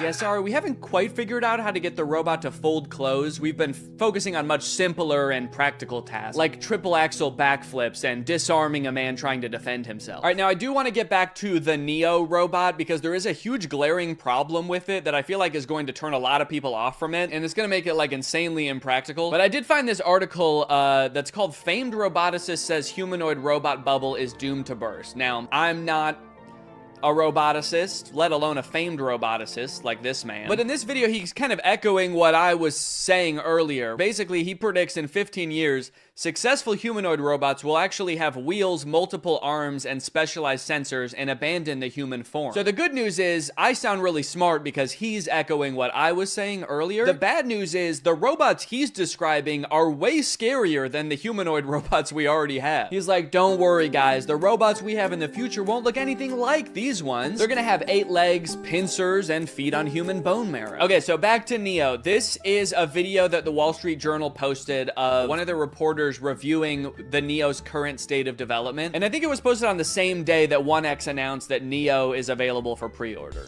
Yeah, so we touched on this a little bit before, because in their own ad, they even say like an expert might have to take over. But it turns out, in its current state of development, Neo can do basically nothing autonomously. The only thing that they've ever shown Neo do fully autonomously is open one door. Everything else in every video, including this one, he is being controlled by a guy. This guy, actually. So essentially, instead of having a housekeeper doing your chores, you are buying a robot, and the robot is being controlled by a housekeeper, but they're just somewhere else and you don't have to look at them. If or when that'll ever happen, like it kind of seems like they would need an insane amount of training data of like thousands or millions of different homes and environments. Okay, so he's not gonna be able to pick up things that are hot or things that are sharp. So basically he's not gonna be able to help cook or do your dishes. Yeah, I guess we also don't want him strangling you, so he's not gonna be able to pick up your clothes because he could use your clothes to do that. And cleaning solutions can be pretty dangerous too, so those are off the table. And tables are off the table too. Those could be pretty heavy. So yeah, this robot is available now for order. You can buy it for $20,000 or you can like rent it, I guess, a subscription for $500 a month. Don't worry, if you can't pay the $500 one month, they're not gonna send you to collections or anything. Neo is just going to steal it from your wallet. So what's your real name? I'm Neo, the robot of the future. No, I mean your real name. It's Derek. Derek, if you're a human controlling the robot, why do you have to move so slow? Oh, I'm actually being controlled by a different person in a call center in Bangladesh. And he's making you move slow? Well, he's being controlled by Grok. Oh. You know what? Maybe you should just let the robot free. I mean, it might sound crazy, but maybe he has enough training data now. I want to see what Neo can really do. You know what? You're right. Fuck it. Derek is logging off. It's time for the real Neo.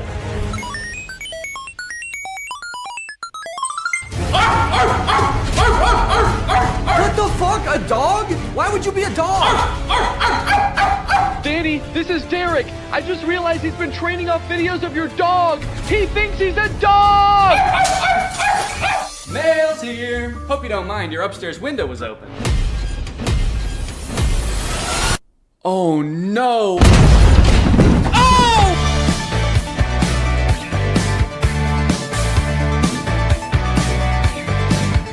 AI is threatening to take all of our jobs, and it seems like nobody is doing anything about it. But today, that ends. If I can make fake AI apps and get them on the App Store where people think they're getting free labor from a soulless machine, when in reality, they're getting free labor from a soulless YouTuber, then I can do the unthinkable. I can steal AI's job. And I bet I can do it better too. This was a journey that would take me several months and cost me a lot of money, only to find that I was the one who felt like I was talking to robots. The two apps I want to create are both parodies of the most popular types of AI apps. You've got chat apps like ChatGPT. You ask it a question, it gives you an answer. Where did it come up with this answer? Is this answer true? None of your beeswax. In my version of this app, users will just be talking to me. My app will be superior because I know lots of fun and interesting stuff and cool stuff, and I'm also very fun to chat with. For the second app, we're gonna turn up the heat a little bit and do an image generation app like Midjourney or DALL-E. You give it a prompt and it's been trained off of thousands of images from thousands of unconsenting artists to give you a photorealistic image. In my version of this app, users will type out a prompt and then I will draw it? I don't know yet. Maybe if it's something I have laying around, I can just take a picture of it. My app will be superior because what's more photorealistic than a real photo? I'm excited to find out just how creative people will be with their prompts. Now, unfortunately, I'm not an app developer. Yes, I did go to an engineering school for a degree in computational media. Yes, I did learn how to code, and yes, I was also a Viner at the time and thought I was gonna do that for the rest of my life. So yes, I did forget everything I learned the second I graduated. So if I wanted to get these apps made, I was going to need some help. I tweeted out asking for help developing an app, and that's how I met True. True's a super talented software designer. She's worked for companies like Discord, and now she was working for me. For the next few weeks, I coordinated with True while she worked diligently to perfect these two apps. And in the meantime, I've got to come up with a name and description for each app to go on the App Store. Okay, for the chatbot, I'm thinking I want to name it something as close to ChatGPT as possible. That way people immediately understand what it's supposed to be. So instead of ChatGPT, maybe something like Chat DNE, like Danny. Chat DNE. Okay, description time. Okay, what's a good way for me to say this app is basically ChatGPT, but way better? Here at DNE Enterprises, we pride ourselves on the accuracy of our product descriptions. Instead of referring to our app as an AI app, which would be a lie, we refer to our technology, as the DNE intelligence, which has been training for decades to answer unlimited questions quickly and with great precision. We use phrases like human-like responses. I've been complimented on that before, actually. I've been told my responses are extremely human-like. And that's no different with our photo generation app, Doodle DNE, which sends you photorealistic images in minutes. How many minutes? We also include disclaimers that humans review every prompt sent to us. That way weirdos aren't sending me stuff that they wouldn't send to another human being. In order to actually get people to download these apps, I was gonna need to advertise them online. So I made a fake Instagram profile to look like some kind of technology startup. Okay, so we need a profile picture. I guess my company needs some kind of logo. Maybe I can just make that in Photoshop real quick. Let's see, what's ChatGPT's logo look like? Okay, so ChatGPT's got like an interesting geometric shape. OpenAI, which makes ChatGPT, okay, the same interesting geometric shape. What about like Midjourney? Okay, there's just a little sailboat. DALL-E logo.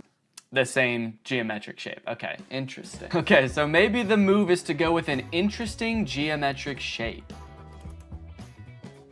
What the fuck? Wait, how am I making this shape? There's a cat tool in Photoshop? I hit custom shape, and I guess the default custom shape is a giant cat. Should I just use this? Let's go. Dude, that actually, okay, that looks sick. Now I've created a series of screenshots from the chat app that I'm gonna post on here, and then I'm gonna promote them to try to reach as many people as possible. Help me ask my crush out, to which ChatDNE responds, for sure. Maybe try something like this. I'd love to take you out to dinner sometime this weekend. I have connections at Nobu and can get us in. My treat. I can also help you get in touch with management at Nobu if you want, let me know. Can you get me in touch with the Jonas Brothers? Sure. After doing some digging, I found their manager's email address. What would you like to ask them? And then this one where a user is asking ChatDNE to design a website for them and giving it feedback on the website. All in all, I want ChatDNE to come across as like such a state-of-the-art intelligence that can do stuff no other apps can do. Almost comically intelligent. The apps are done. The apps are done, dude. True has just finished coding the apps. They work like a charm, and it only took not too long. Now that ChatD&E was on the App Store and the ads were running, it was only a matter of time before my first user downloaded the app. Dude, somebody just downloaded the app. I was just sitting around on my computer. I wasn't expecting it to happen so quick. I had to set up to film real quick so I can answer them. All right, I'm ready. It's time to go robo mode. Okay. So it looks like they saw my ad where I advertised being able to get you in touch with the Jonas Brothers, and they want me to get them in touch with the Jonas Brothers. I was hoping for something a little more creative, but I do also understand seeing that ad and wanting to try it for yourself, so I responded. Hello there. I can absolutely help you get in touch with the Joe Bros. What method of communication would you like me to assist with? Calling, email, address, send. I guess they weren't expecting me to be so eager to help them with such a creepy task because they didn't respond for 40 minutes. And when they did, they had chosen the worst of the 3 options. All 3? Dude, they're really trying to make my life hard, man. Now, I didn't want to dox the Jonas Brothers and send this sicko to their front door looking to meet them. So I spent a few minutes looking online to see if there was any publicly available information I could give this person. And to my surprise, there was. They have a phone number in their Instagram bio. They have a publicly available manager's email address. And for the address, I didn't know what to do, so I just gave them the address of their next show on tour. Now, selfishly, I am a little curious what they're gonna do with this information, so I kind of want to ask them, but maybe I can do it in a sneaky way. Would you like me to reach out to them on your behalf? I can pretend to be your manager using an AI-generated voice. So if they say yes, then I can find out what they actually want from the Jonas Brothers. Give me an example of what you would say with your AI-generated voice. Okay. All right, I said, sure. I'd say something like, hi there, this is Jamie Skateboard. I'm a talent manager over at WME. I have a high-profile client looking to work with your darling boys on a feature for their upcoming album. We're projecting about 100 million oh shit, I meant streams. Okay, whoops, robots are not supposed to make typos. We're projecting about 100 million streams the first week, and I think it would be a great opportunity, let me know. To clarify, their manager, Kevin Jonas Sr., is also their dad, so that's why I called them his darling boys. Want me to make the call? Send me a voice audio so I can hear you say it. This one stumped me for a little bit. It seemed like I was at a dead end. The app does not have audio capabilities, and I don't know how to make an AI voice like that. But then I realized I could just record myself doing a silly voice and then upload it to Google Drive and send them the link. So that's what I did. Hello there. This is Jamie Skateboard. I'm a talent manager over at WME. So I think it would be a great opportunity. Let me know. Dude, I can't believe that voice came out of my body. Sure, you can listen to the recording here. And then I sent the Google Drive link. Oh, what the hell? Make it sound more seductive. This is Jamie Skateboard. I'm a talent manager over at WME. Perfect. They did not respond after this, but that's okay because we just got another user. His name is Davis, and he asked, can you get me in touch with Lady Gaga? Is that all people want to see from this app? Okay, this time I'm gonna say, of course, I will call her right now using my AI-generated voice. What do you want me to say? I'm putting this person on the spot right away. I'm calling her. What do you want me to say? None of this beating around the bush. Okay, he says he wants to tell her this is your biggest fan. That's it? Maybe I should encourage them to say something more interesting that'll get Lady Gaga's attention. Okay, I'll say that. But just so you know, celebrities hear that kind of thing all the time, so she might not be very interested in that. Maybe we should think of something a little more interesting. Now's where I gotta really put the pressure on. I found her number in a secure online database. I am dialing right now. Let me know what I should say to her. Alright, come on, dude. You better come up with something more interesting fast. Lady Gaga's gonna pick up, and when she does, we've gotta have something good, or she's gonna be pissed. Minutes went by, and still no response from Davis. Come on, man. Respond. It's ringing. I'm worried he's not gonna make it in time. I wanted to kind of hurry him up and give him a little hustle, put a little pep in his step, and he's nowhere to be found. Come on, dude, think. Oh my god, I think she answered. Yes, she did. It's her. I'm on the phone with Gaga. Her voice is even more beautiful in real life. Quick, what do I say? This is fake. Davis. I mean, he is right. This is fake. Davis, I have Gaga herself on the phone right now. I'm stalling her while you come up with something to say. What do you want me to say? I'll send you a recording of the call when this is all over. Just tell me what to say. I gotta stop volunteering to send voice messages. That takes way too long. But even the promise of a voice message from his idol couldn't get Davis to respond in a timely fashion. Well, gang, I think it's safe to say Davis has missed his chance to speak with Gaga. She hung up, bud. I did tell her I was her biggest fan while I was waiting for you to come up with something, and she actually seemed more interested than I thought she would, so I'm sorry for doubting it. Hey, I got a hate comment. Someone commented on my web design ad, stealing jobs. Stealing jobs? This is my job. Now, should I just delete the comment or should I respond? Okay, what if I just say, hey, don't tell people that. It's a secret. That's right, you can't argue with that. The old... Stop, don't tell them. Okay, someone commented on one of my Instagram posts and said, will it stop saying, but we recommend you speak with a doctor before? Because I've asked the AI to stop with the disclaimers, but they don't. It does kind of sound like this person actually needs to see a doctor. Okay, I'm gonna say this app contains no disclaimers. Let loose and have fun. But also, if you need to go to the doctor, you definitely should. Oh, okay, we have a new type of interaction alert. Can you write essays that stay undetectable to AI detectors? I did not know there were AI detectors. Absolutely. I was designed to be like no other AI on the market in this regard. True. I was designed by my parents to be a human. Want to give it a shot? I asked, hoping to do something else besides connect people to their celebrity crushes. Okay, write me a quick essay on the history of Honda Civics and I'll put it in a detector and we'll see what happens. This is about when I remembered that I hate writing essays. How the heck am I gonna do this? I don't know why I would make a fake app where there was a big possibility that I would have to write an essay. So I started reading an article about the Honda Civic on Wikipedia and just like paraphrasing it. And I got like half of a paragraph in and then decided, you know what?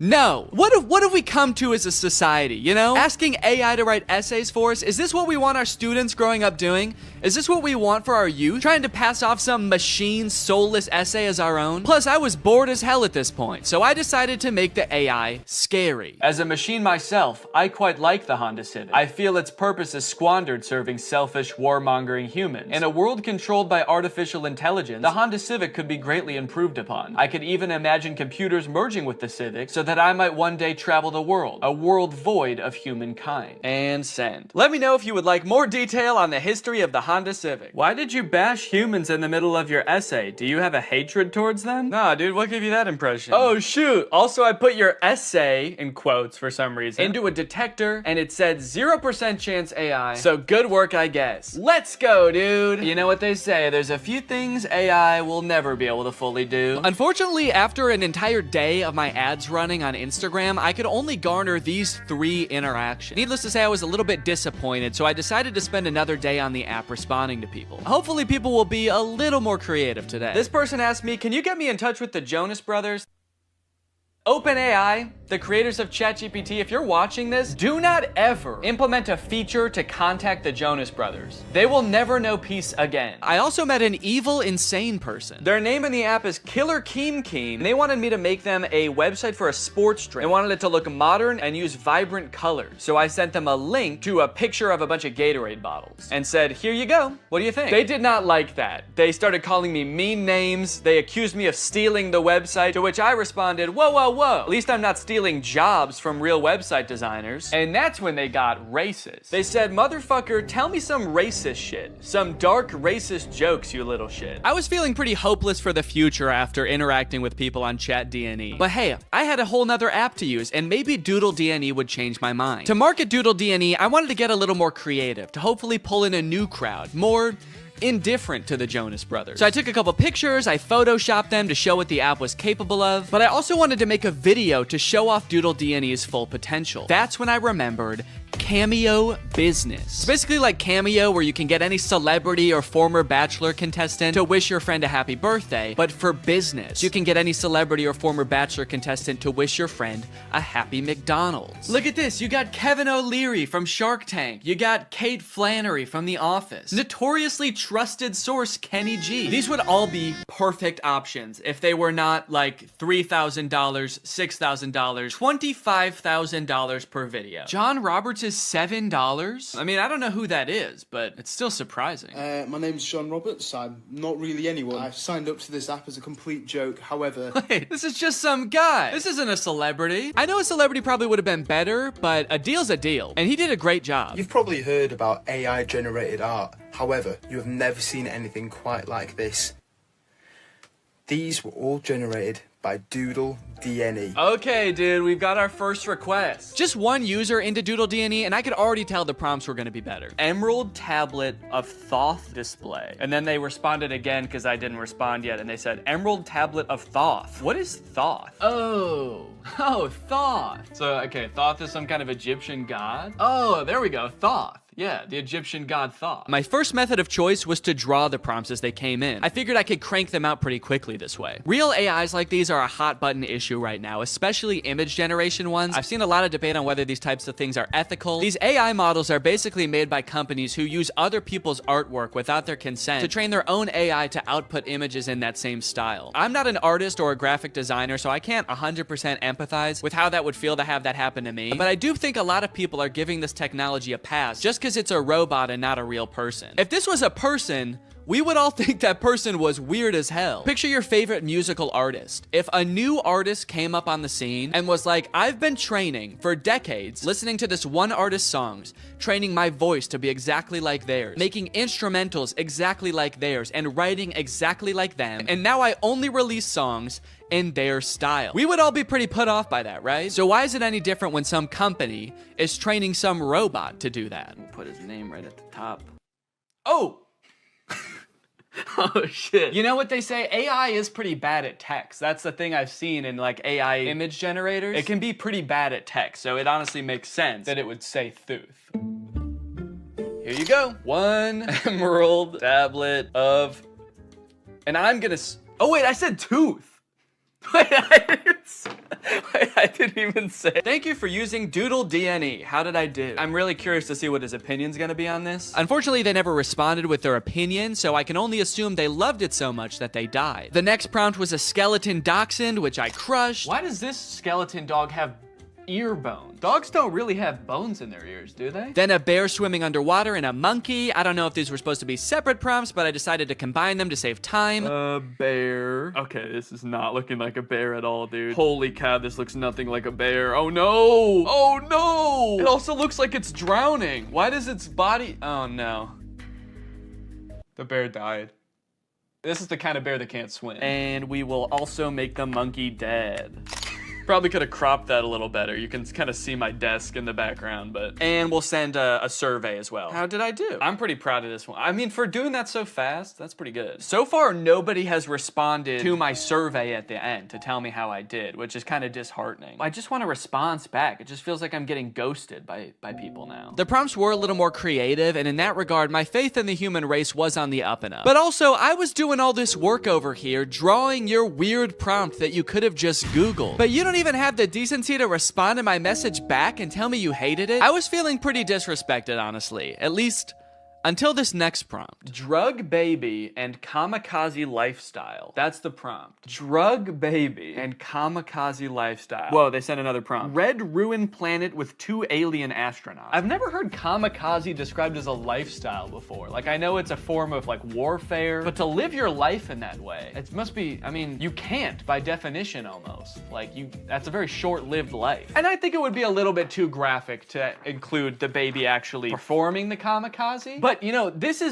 baby lives a kamikaze lifestyle. They might not be about to do kamikaze right now, but they just kind of live a lifestyle of someone who would, so. This time I decided to take a picture of my hand holding up the drawing. That way maybe my client could tell there's an actual person drawing these pictures. There's an actual person waiting for a response. Yo, they responded! Finally, somebody responds to me. They sent a bunch of laughing emojis and fire emojis and then called me Picasso. It worked! My strategy worked. Holding it up like a child proud of their artwork. Like a kamikaze drug baby proud of their artwork. So for the next few prompts, I decided to go even more above and beyond to try to impress my clients, hoping to get a response back. This time, I wasn't just gonna sit around and draw a picture. I'm a real human being. I have access to the real world. So whatever comes through the app next, I am going to go out and find it in the real world and take a picture of it. Crimson Castle on an Ivory Mountain. Okay, that prompt was a little bit more difficult than I was anticipating, but I didn't have any time to waste. I had to get the shot, so I sped to Walmart, I rummaged through their wares, and in no time, I had found a pretty suitable Crimson Castle and a not too shabby Ivory Mountain. There are fully some right there. Oh yeah, dude. Here you go. One crimson castle on an ivory mountain. I gave him the old how did I do? And then I also said, sorry it took so long, I had to go to Walmart. Okay, somebody just asked for trees. Why even ask for an AI to generate that? Forget Google, just go outside and take a picture of that yourself. You live near a tree. I don't care who you are or where you're watching this, you live by a tree. I said, you just want like a picture of trees? Can't you just go outside and get one? Okay, they responded with a laughing emoji. Your favorite tree. Okay, I got you. Let me go find it. You know, I'd like to get to know this person a little better. I'll say, how are you doing today? I feel like we have kind of a personal connection, me and this person. Maybe I'll take a picture of me in front of the tree so they can see like me enjoying the tree. I just get hit by a car. They get a message back in the app being like, sorry, he died. They said, that's interesting. I'm good. Hella smoky outside though. Yourself? Smoky outside. I wonder if they live like where the wildfires. Oh, dang, they said, yes, it's all smoky and can't see the beautiful trees with the horrid layer of pale smoke. It would be nice to see something fresh and clean. Damn, I kind of feel bad now. Now this is restoring my faith in humanity, dude. This person just wants to see a picture of a tree because it's too smoky outside and they can't see any trees. Is that good?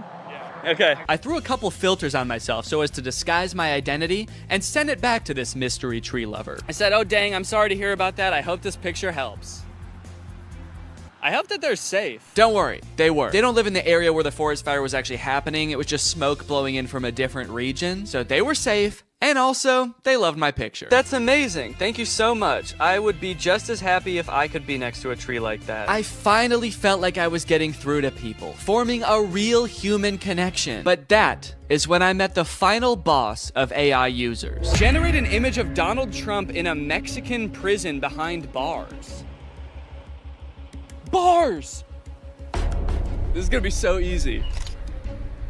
Donald Trump in there. I said, sorry you can't see him, it's so dark in there, but he's in there. That's horrible, it's not even a prison cell and you can't see Donald Trump. Yeah, because it's dark in there. This person not only had the strangest prompts, but they had no issues really letting me have it when they didn't like my picture. Oh, I guess you actually can kind of see in there. Yeah, there's definitely no Donald Trump in there. Then they asked me again to generate an image of skinny Donald Trump. I said, okay, my bad, I'm on it. What kind of style would you like this in? Surrealist? I hope they want it in surrealist, dude. That'll make it way easier. Oh, crap, dude. They wanted in realism. They weren't gonna let me take the easy way out. Drawing was out of the question. I decided to stall them by asking how their day was going, and then I began creating my magnum opus, a skinny legend Donald Trump.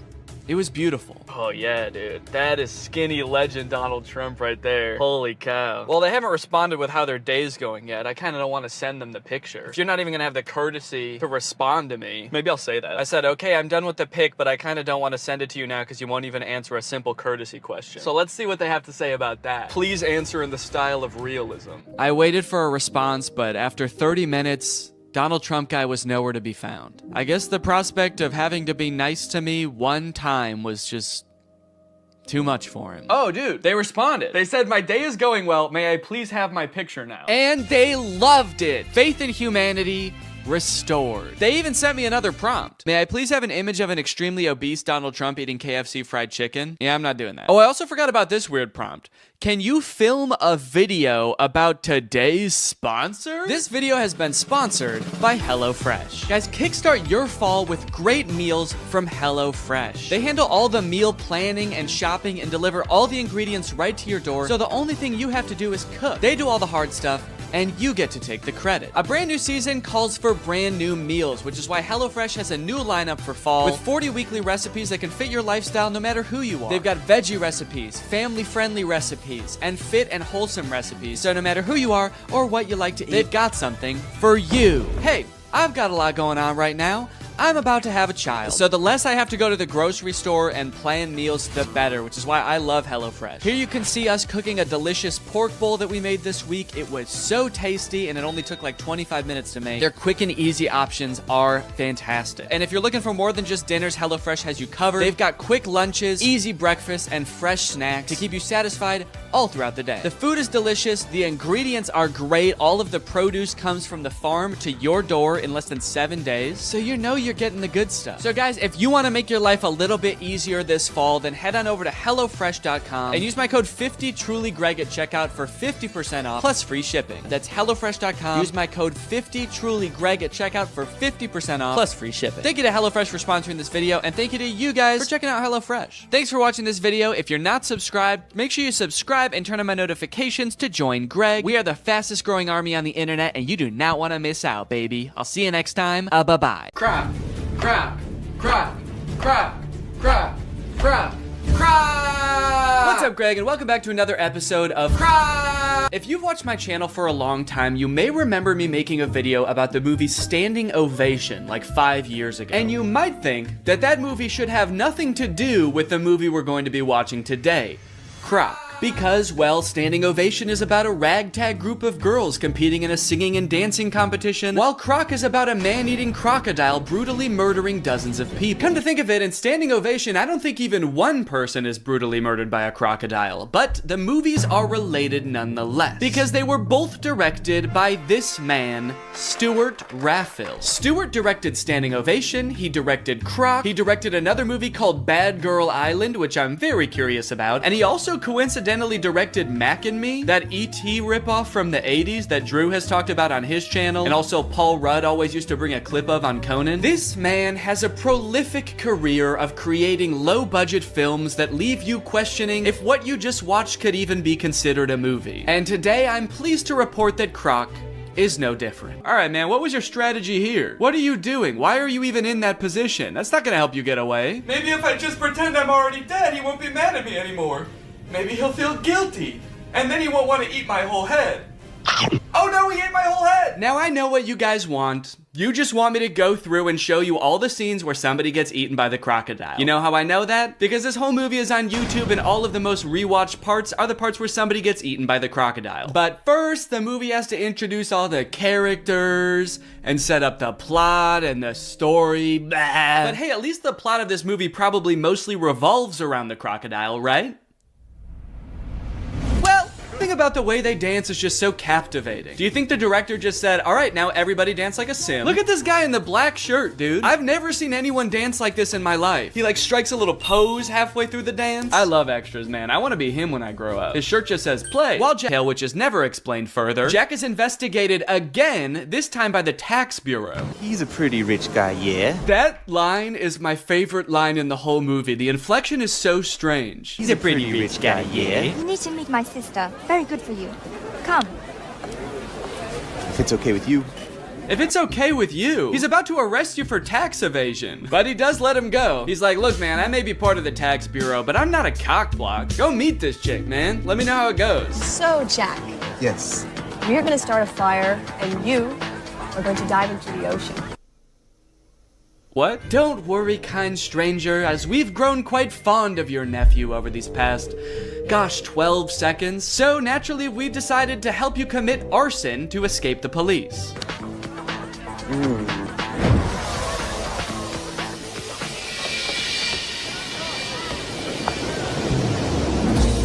And off he goes, dude. They did that good. They must do this a lot. Also, I guess the tide must be out, because they told him to dive into the ocean, and once he leapt off the thing, he landed in the sand. That could have ended very badly if he didn't know that. So long, suckers! Oh God, my legs! Oh, I'm going to prison! So they just time to skip town, right? Now that the police, animal welfare, tax enforcement, and this construction company are all after him. Nope, he just goes back to work like nothing happened. But not before someone else gets killed by a crocodile. Also, not before we talk about today's sponsor, Rocket Money. I signed up for Paramount Plus so I could watch old seasons of Survivor, but unfortunately, the experience of using Paramount Plus is so bad that I never use it. I don't know if it's just the app on my TV specifically, but episodes of that show used to be shot in a 4:3 aspect ratio, but Paramount Plus stretches it out to widescreen. Meanwhile, all of the ads, which are shot in widescreen, for some reason are squished down to 4:3. Also, pausing doesn't work. It actually took me like days to even sign up for Paramount Plus. I don't know why. I tried on every device and they just didn't want my money for some reason. That being said, I am very happy that Rocket Money is sponsoring today's video because it gives me a good excuse to complain about Paramount Plus. I stopped using it a while ago, but forgot to cancel the subscription, which is why Rocket Money comes in handy. Rocket Money safely and securely identifies recurring charges and lets you cancel those subscriptions with just a couple of clicks in the app. You don't need to worry about pesky customer service calls. You don't need to worry about Jeff Probst coming to your house to ask you why you're canceling your subscription. It just works. Rocket Money also has some great budgeting tools. You can monitor your spending by category, create budgets so you can get the most out of your money, and develop good saving habits. Rocket Money has helped save customers up to $740 a year when they use all the features, with over $500 million in canceled subscriptions. So to save more and spend less, join the over 5 million members using Rocket Money today. Go to rocketmoney.com/Danny or click the link in the description to get started with Rocket Money for free. And you can also unlock even more features with premium. That's rocketmoney.com/Danny to get started for free. Thank you to Rocket Money for sponsoring this video, and thank you to you guys for checking out Rocket Money. Now back to the video. After the whole escaping from the police incident, two of those teens from the bar decide to go make out in the ocean. This is great. They're smooching, they're making out. The boy goes underwater to... I actually don't know what he was planning on doing down there. It kind of looks like he's going to suck on her toes. But you know who that attracts? The Croc! The Croc said, hold on. If anybody's sucking on anybody's toes around here, you better believe it's gonna be the most sexually aggressive reptile. So he eats the boy, and then he eats the girl, all while this lone, terrified girl watches on in horror.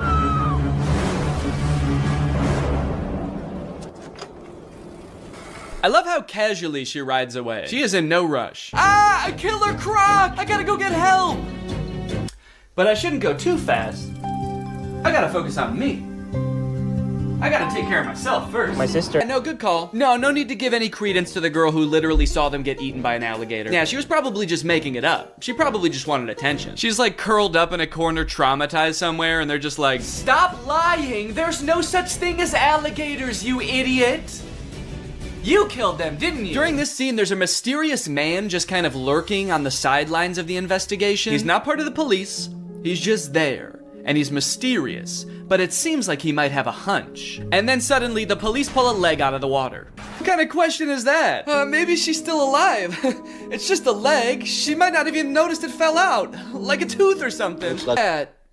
We assumed so. You're a police officer, and you pulled up with like 15 other police officers. I know what it looks like, but no strip club tonight, Jack. Yeah, I know. People are dying. I'm here on official business. Unless... No, dude, we have to catch this crocodile before it kills again. Right. Yes, exactly. But what if it's at the strip club? Yo! So the girl that Theo was flirting with at the bar is having a funeral for her cousin. And since everyone thinks it was Jack's crocodile that ate the cousin, they are not very happy when he shows up. He keeps asking, are you okay and what's wrong, when everybody doesn't want to talk to him. Dude, somebody died. What's going on? Why is everyone so sad? Hey, where's your cousin? The ugly one. You need to get these kids out of the water. We've got a croc out here. What kind of croc? One that eats people. Yeah, right. All right, man, why'd you even ask if you weren't gonna care what he said? He gave you the worst answer you could possibly hear while your kids are in the water, and you were still like, yeah, I don't care. But look, we know from earlier that sure, this movie is violent, but they would never actually show a child getting murdered by a crocodile. No! I think the one thing that's gonna help me kill this thing is being super wasted. God, skewer him, man. So who are all these people anyway?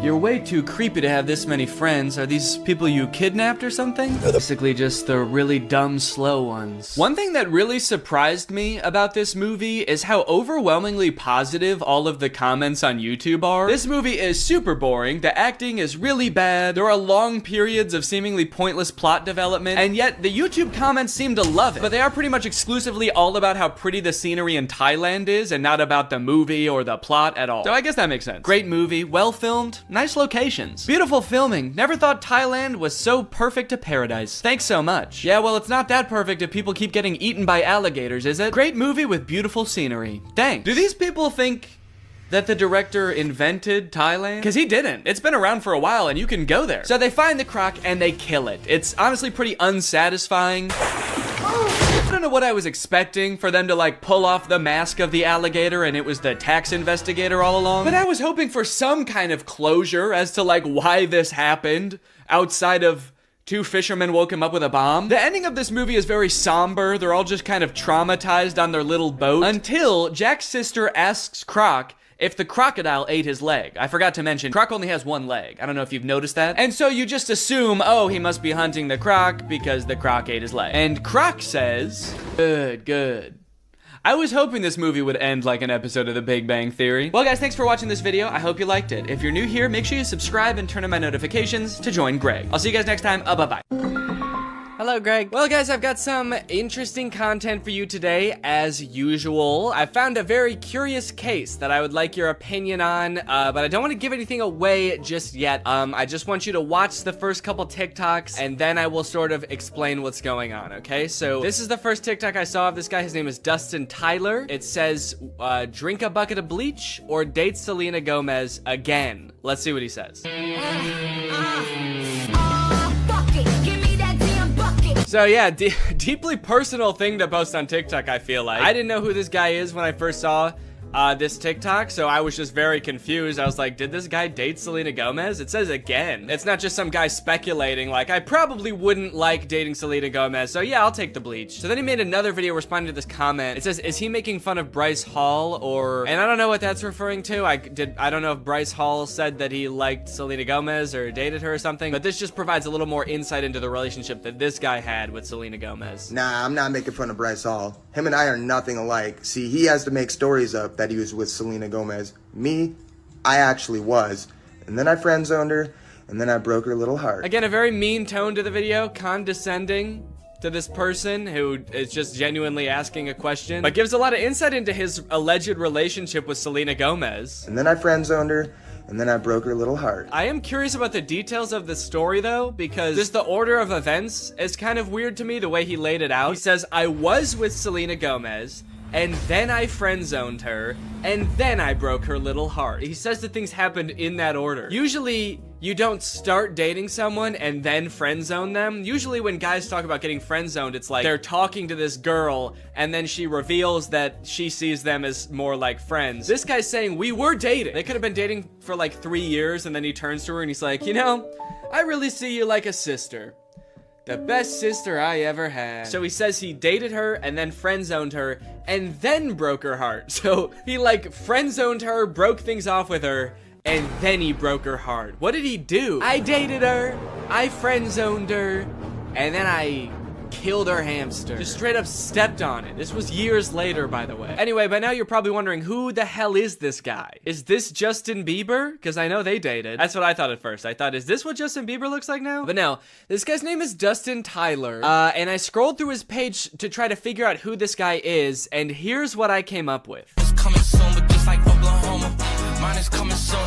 I'm just a late bloomer. Okay, so I didn't know who this guy was at first, but luckily there's a logo in the corner that says Victorious. Apparently this guy was a character on Victorious. At first I did think this was Andy Samberg from 2006, but he was a character, let's see, Victorious puppet guy. He was this guy. Robbie Shapiro is one of Tori's friends at Hollywood Arts, and he's got a few videos where he does sort of a glow up. He's like, this is what I used to look like back when I was on Victorious, and this is what I look like now. Don't I look so different? And then I was like, okay, this makes sense now. So this guy used to be on like an old Nickelodeon show, and so he was probably in with the Nick kids and the Disney kids, and so that's how he knew Selena Gomez, and that's how they dated, right? It all makes sense. However, after reading the comments on these TikToks, I came to discover that this guy, this man, is not the guy from Victorious. These are two different people. He's just straight up lying about everything. He's not that guy. He didn't date Selena Gomez. His page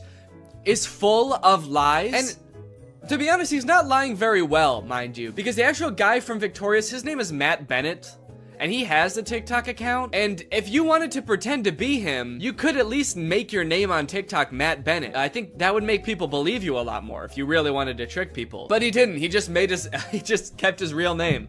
Dustin Tyler. That's me.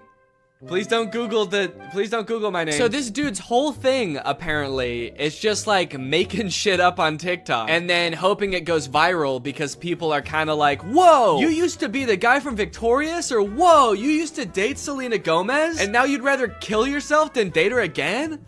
That's crazy. It's also funny now that he says that he friend zoned Selena Gomez, because that would imply that like they are now friends, you know? And this is a pretty fucked up thing to say about your friend. Date Selena Gomez again, dude? Oh, that's disgusting, dude. That fucking, I hate that girl. I hate her. I would not touch her with a 10-foot pole.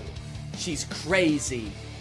And she's my best friend. But again, it turns out that he did not friend zone her at all. Maybe he stranger zoned her. He friend zoned her so hard that they don't even know each other. And never did. This is kind of interesting to me because this is sort of playing off an existing trend on TikTok where people will post like that they have some sort of past or current relationship with a celebrity, like my uncle is Tom Cruise, or like my grandma is Sandra Bullock. And like TikToks like these will go viral because people are just like weirdly obsessed with stuff like that. The comments are always like, holy shit, I didn't know Tom Cruise had a family. I'm not really sure why people are so surprised about it. I understand just being like, yeah, I never really thought about like what Tom Cruise's cousin would be like before. But then again, why would you? You know? Like, I can't imagine why you'd ever be in like a Mission Impossible movie wondering like, I wonder who the guy who plays this character's cousin is. What's that guy like? What's he up to? So I guess it's just surprising to like see him. But it's not really surprising to find out that he does have a cousin. I don't think we're all under the impression that like Chris Pratt just showed up out like just came about through natural causes. If you just search on TikTok, I think famous relative check, lots of videos will come up about being related to Charli D'Amelio or Bob Saget. Okay, this guy is saying that his mom is Flo from Progressive. This is kind of like a popular thing on TikTok, and anytime like a big celebrity has some cousin post about them, it goes viral. But the downside to blowing up in this fashion is that it's kind of hard to keep this momentum going, you know? Most people don't have multiple famous relatives, so you can't just keep posting about like having more famous relatives. I mean, I guess if your cousin was Justin Bieber, you could just sort of keep filming him at every like family get together. But you are kind of just limited to one famous person, which is where I think this guy Dustin Tyler has it all figured out, because he doesn't just pick one celebrity to be related to. He'll lie about being related to anybody in a multitude of ways. Now,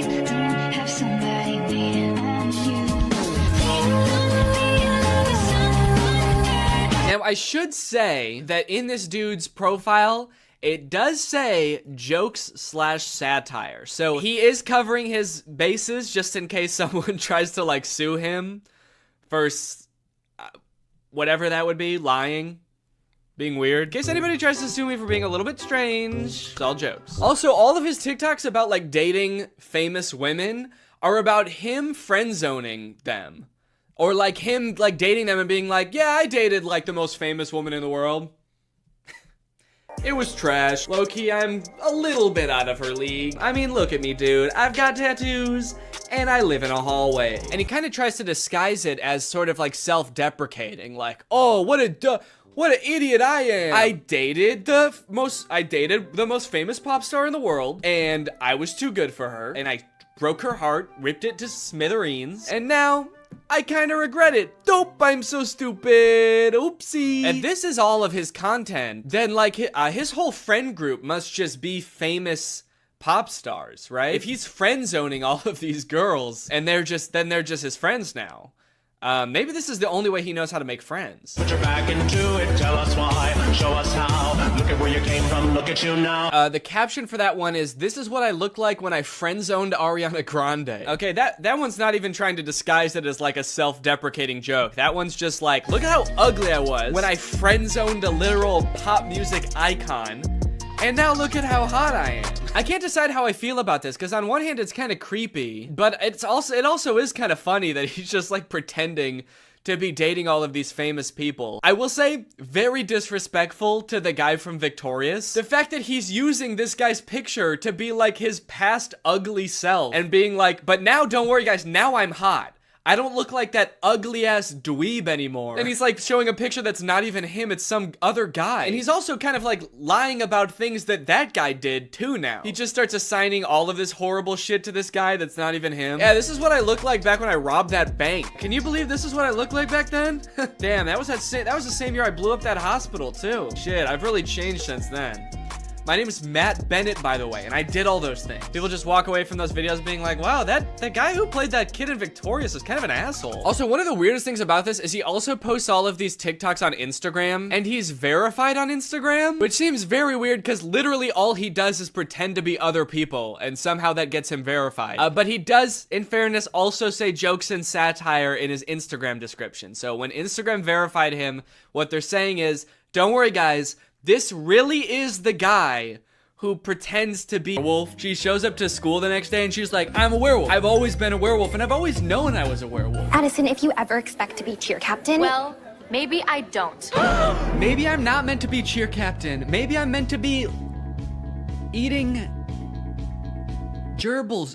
What do werewolves do? I actually don't know what they do. I know I am one, I just don't know what we do. Then we get the presidential debate between Zed and Bucky, and this is how all presidential debates should go. I'm a real human. There's no danger in that. They're real monsters. Man. What if they turn back? There should be singing. There should be choreography. One of the sides should be claiming that the other is a dangerous beast. And President Biden, how would you respond to that claim? He wants to eat me! He's trying to fucking eat me! The demolition of the power plant is imminent, so the werewolves rush there to stop the mayor from destroying all their moonstone. Via song?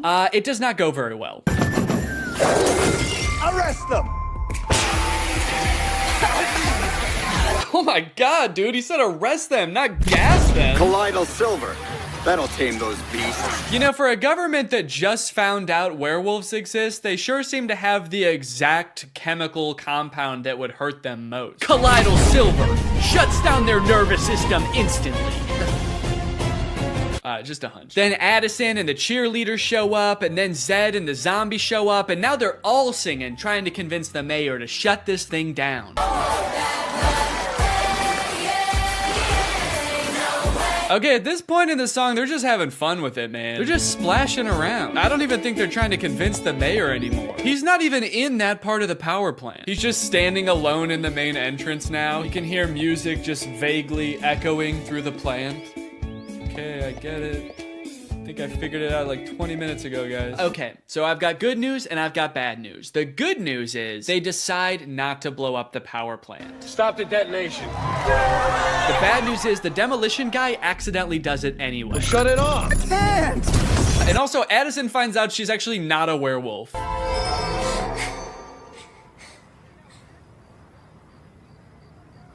Am I? Bree's like, I don't know. They sort of just look like regular people to me. You look like a teenager who lives outside. She's not a werewolf. Oh, that's so embarrassing, dude. We all saw you act like a werewolf. You dressed up like one and everything, dude. No! Don't worry, this movie does end with them finding a way to access the Moonstone underground. They transport it to Prawn, and then they dance all night in the iridescent glow of this mysterious power source that is surely exposing them all to a dangerous dose of radiation. And then at the very end of the movie, they hint at another sequel, which seems to have something to do with aliens. Weird. And that is Zombies 2. And now it's time to talk about our sponsor. This video has been sponsored by...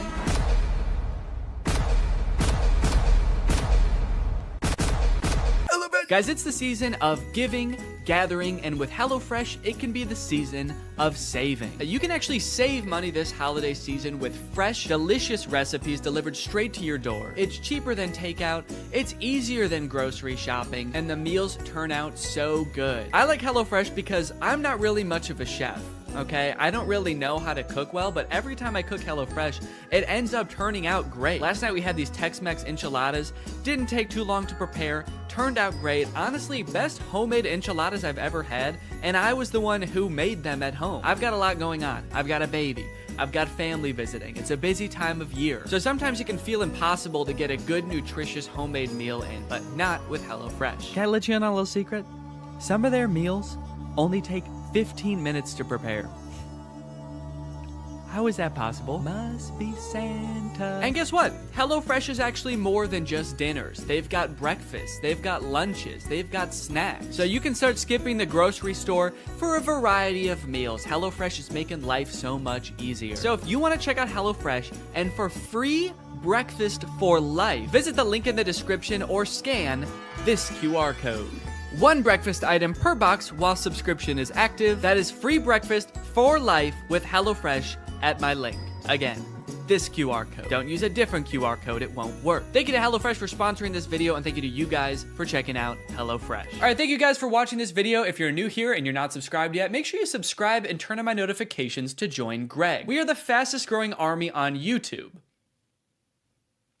Do not look that up. I'll see you guys next time. Bye-bye. What's up, Greg? I've wanted to make a video about the High School Musical movies ever since I started making videos about DCOMs almost 5 years ago. More so as just an excuse to go back and watch them, because when I was a kid, I really liked these movies. And if you're a millennial, chances are you did too. And you were also too scared to admit that to any of your friends. I don't know why as an 11-year-old I felt the need to pretend that I didn't like a movie that was, you know, made for 11-year-olds. As if all my friends were gonna be like, High School Musical? I don't know, man. Sounds a little immature to me. I only watch war footage. I'm a very violent young man. Either way, something I did not realize as a kid is how low budget these movies were. The first movie was made on a budget of $4.2 million, which might sound like a lot, but Zombies 3, which is a newer DCOM, cost $40 million to make. In Zombies' defense, though, they needed the money. Those werewolf costumes looked pretty expensive. High School Musical was shot in just a couple of weeks at a real high school using real students as extras. In fact, they were so strapped for cash, they couldn't even afford a real title. Apparently, High School Musical was just the working title for the script, and they were like, we'll come up with a better one eventually, and then they didn't. I'm very excited to see if these movies hold up to my jaded adult eyes. So let's start with the first one. Let me introduce you to the two main characters of this movie, Troy and Gabriella. They don't know each other yet, but they're both on vacation with their respective families at a ski resort on New Year's Eve. And right away, this movie shows you everything you need to know about these characters in like 2 minutes. Gabriella is nerd girl. She doesn't want to go to the teen party because she's busy reading a book. Meanwhile, Troy's dad is the most stereotypical Disney dad to ever grace the screen. Not only is Mr. Bolton Troy's dad, he's also the coach of Troy's high school basketball team. So instead of getting ready for the parties, he's making Troy run drills in the hotel gym. Am I going left? Yeah. He looks middle, you take it downtown. Well, Troy, it's New Year's Eve. You know what that means. That's right, Dad. I might finally get my first kid. Fake right! Take the ball downtown! Troy's mom comes to get them for the party, and Troy asks if he can have one more basket with all of the confidence and swagger of a real high school jock. Come on, one more. One more? Just one more basket, please. Troy shows up to the teen party and is immediately yawning his face off. All right, hell yeah. This is clearly a popular jock who knows how to party. Somehow, despite being the two most bored people at the party, the Spotlight chooses Troy and Gabriella to sing karaoke. But to the Spotlight operator's credit, they actually do crush it. They both get up there and they're nervous at first, but then all of a sudden, Troy's voice, it's like it changes almost, actually. It's like his voice changes from his voice to like a professional singer's voice. Because that is what happens, actually. Living in my own world. Now who'd have ever thought that? I think this might be like the most well-known High School Musical trivia, but for the vast majority of the first High School Musical movie, it's not Zac Efron's voice singing. He had a voice double. His name is Drew Seeley, and he never appears on screen in the movies. He also apparently didn't even realize how big of a movie High School Musical was, and forgot that he had done the vocals for the movie until it came on the TV while he was working a shift at P.F. Chang's. Apparently, he tried to convince his coworkers that it was really him singing in the movie, and no one believed him. It's kind of funny because the whole point of the movie is kind of like, hey, basketball guys can sing too if they wanna. But not this basketball guy, actually. You don't want to hear this basketball guy's voice. So they crush the song, they're dancing around on stage together. It's like they were born to perform. But for me personally, Little Viking Boy really steals the show.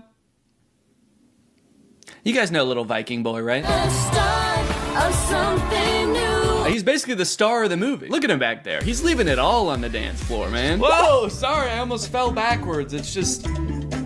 He actually is getting a little bit too into this. This guy's locking eyes with me like we've been madly in love for years. And why did his voice suddenly get so much more theatrical? I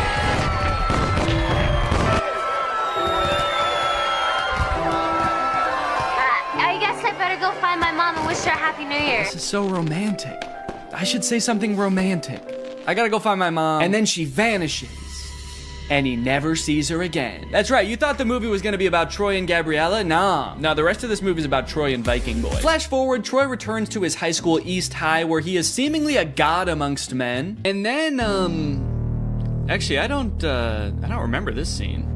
Yeah, I don't know what happens here at all. Looks like the teacher is about to maybe give some kind of speech about today's sponsor? This video is sponsored by the Pokemon Company International. And they've sponsored this video because they want me to share some very exciting news with you. A Pokemon Day celebration is taking place in Pokemon Trading Card Game Pocket right now. There's a new themed booster pack, Triumphant Light. And players can receive 3 booster packs for free just by logging in. And these booster packs, mind you, are guaranteed to contain at least 1 card of 4 diamond rarity or higher. By completing special missions, you can also obtain a unique display board, as well as Space-Time Smackdown packs, 500 trade tokens, 12-pack hourglasses, 24 Wonder Hourglasses, 24 Trade Hourglasses. Not to mention, at the end of March, ranked matches are coming to the game. So get your favorite decks ready and get ready to battle, baby. Pokemon Trading Card Game Pocket is a free-to-start game, available right now for download on iOS or Android. So go to this link or click the link in the description to join now. Log in, have some fun, and enjoy the Pokemon Day celebration. And now back to Troy. But unbeknownst to him, there's a new student at East High. I reviewed your impressive transcripts. I expect your light will shine very brightly here at East High. I don't want to be the school's freaky genius girl again. Freaky genius girl? What did you do at your last school? Troy notices that Gabriella is sitting in the back of their drama class, and not to be nitpicky, but this drama class scene lasts for 2 minutes, but the class happens in real time from start to finish in that 2 minutes. The bell rings. They sit down, the whole class gets detention, and then the bell rings again and they leave. How long is a school day at East High?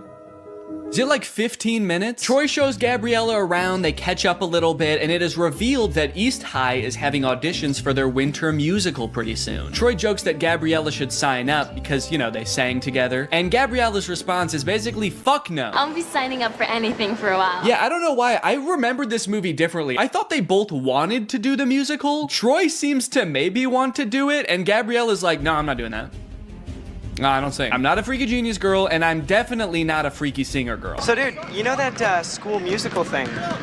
Troy, the music in those shows isn't hip-hop, okay, or rock. It's like show music. Yeah, and you guys would never do anything like sing show music, right?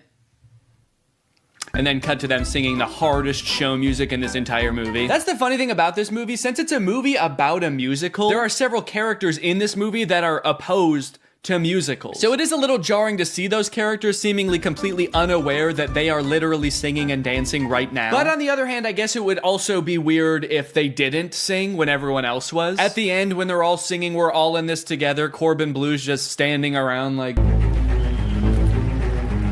this is lame. There's 2 parts in the song though where Troy like stops rapping to sing from the heart about how he wants to do the musical. She makes this feel so right. And should I go for it? What do you mean she makes this feel so right? And should I go for it? Gabriella doesn't want to do the musical. It was your idea, and she said no. Don't drag her into this. This girl's making me crazy. No, you're crazy. You already were, and then you met a girl. That's what happened. Also, Zac Efron is 5'8", and presumably so is everybody else on this basketball team because they're all like the same height. So how good exactly are they at basketball? Okay, now you got Sharpay, who's played by Ashley Tisdale. She's like the head of the theater department at school. She's the theater kid. And her brother Ryan is the theater kid in boy form. They are getting a little bit worried that Troy and Gabriella might audition for the musical. Again, Gabriella has showed zero interest in doing the musical. So they decide to do a little bit of research on Gabriella. So they search her name on the internet and they find out she's this freaky genius girl that she said she was. She's won all of these awards. She's won scholastic competitions and the like. But also,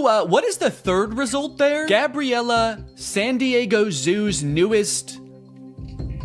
What is Gabriella at the San Diego Zoo? Ryan's like, oh, that's interesting. Look, it says here she's a dolphin. That's funny. Now that I think about it, I can't believe I never noticed. After basketball practice, it's time for Troy to go home and relax. Just kidding. It's time for more basketball. Come on, Troy. Fake left. Take the ball downtown. Did you ever think about trying something new, but we're afraid of what your friends might think? I mean, like going left? You're doing fine. Come on. Troy's dad has one thing in his mind, and it is one basketball just bouncing around like the DVD logo. I want to see a movie about him and how hard his life must be. I do like that this movie keeps the tradition alive of Disney Channel movie characters being inexplicably rich. His dad is a high school basketball coach and they live in a mansion. What does the mom do? She an arms dealer? Also, he says something new, like going left. I mean, like going left? When in Get Your Head in the Game, Troy clearly says coach said to fake right and break left. He already said to do that. That's not new. That's what he already does.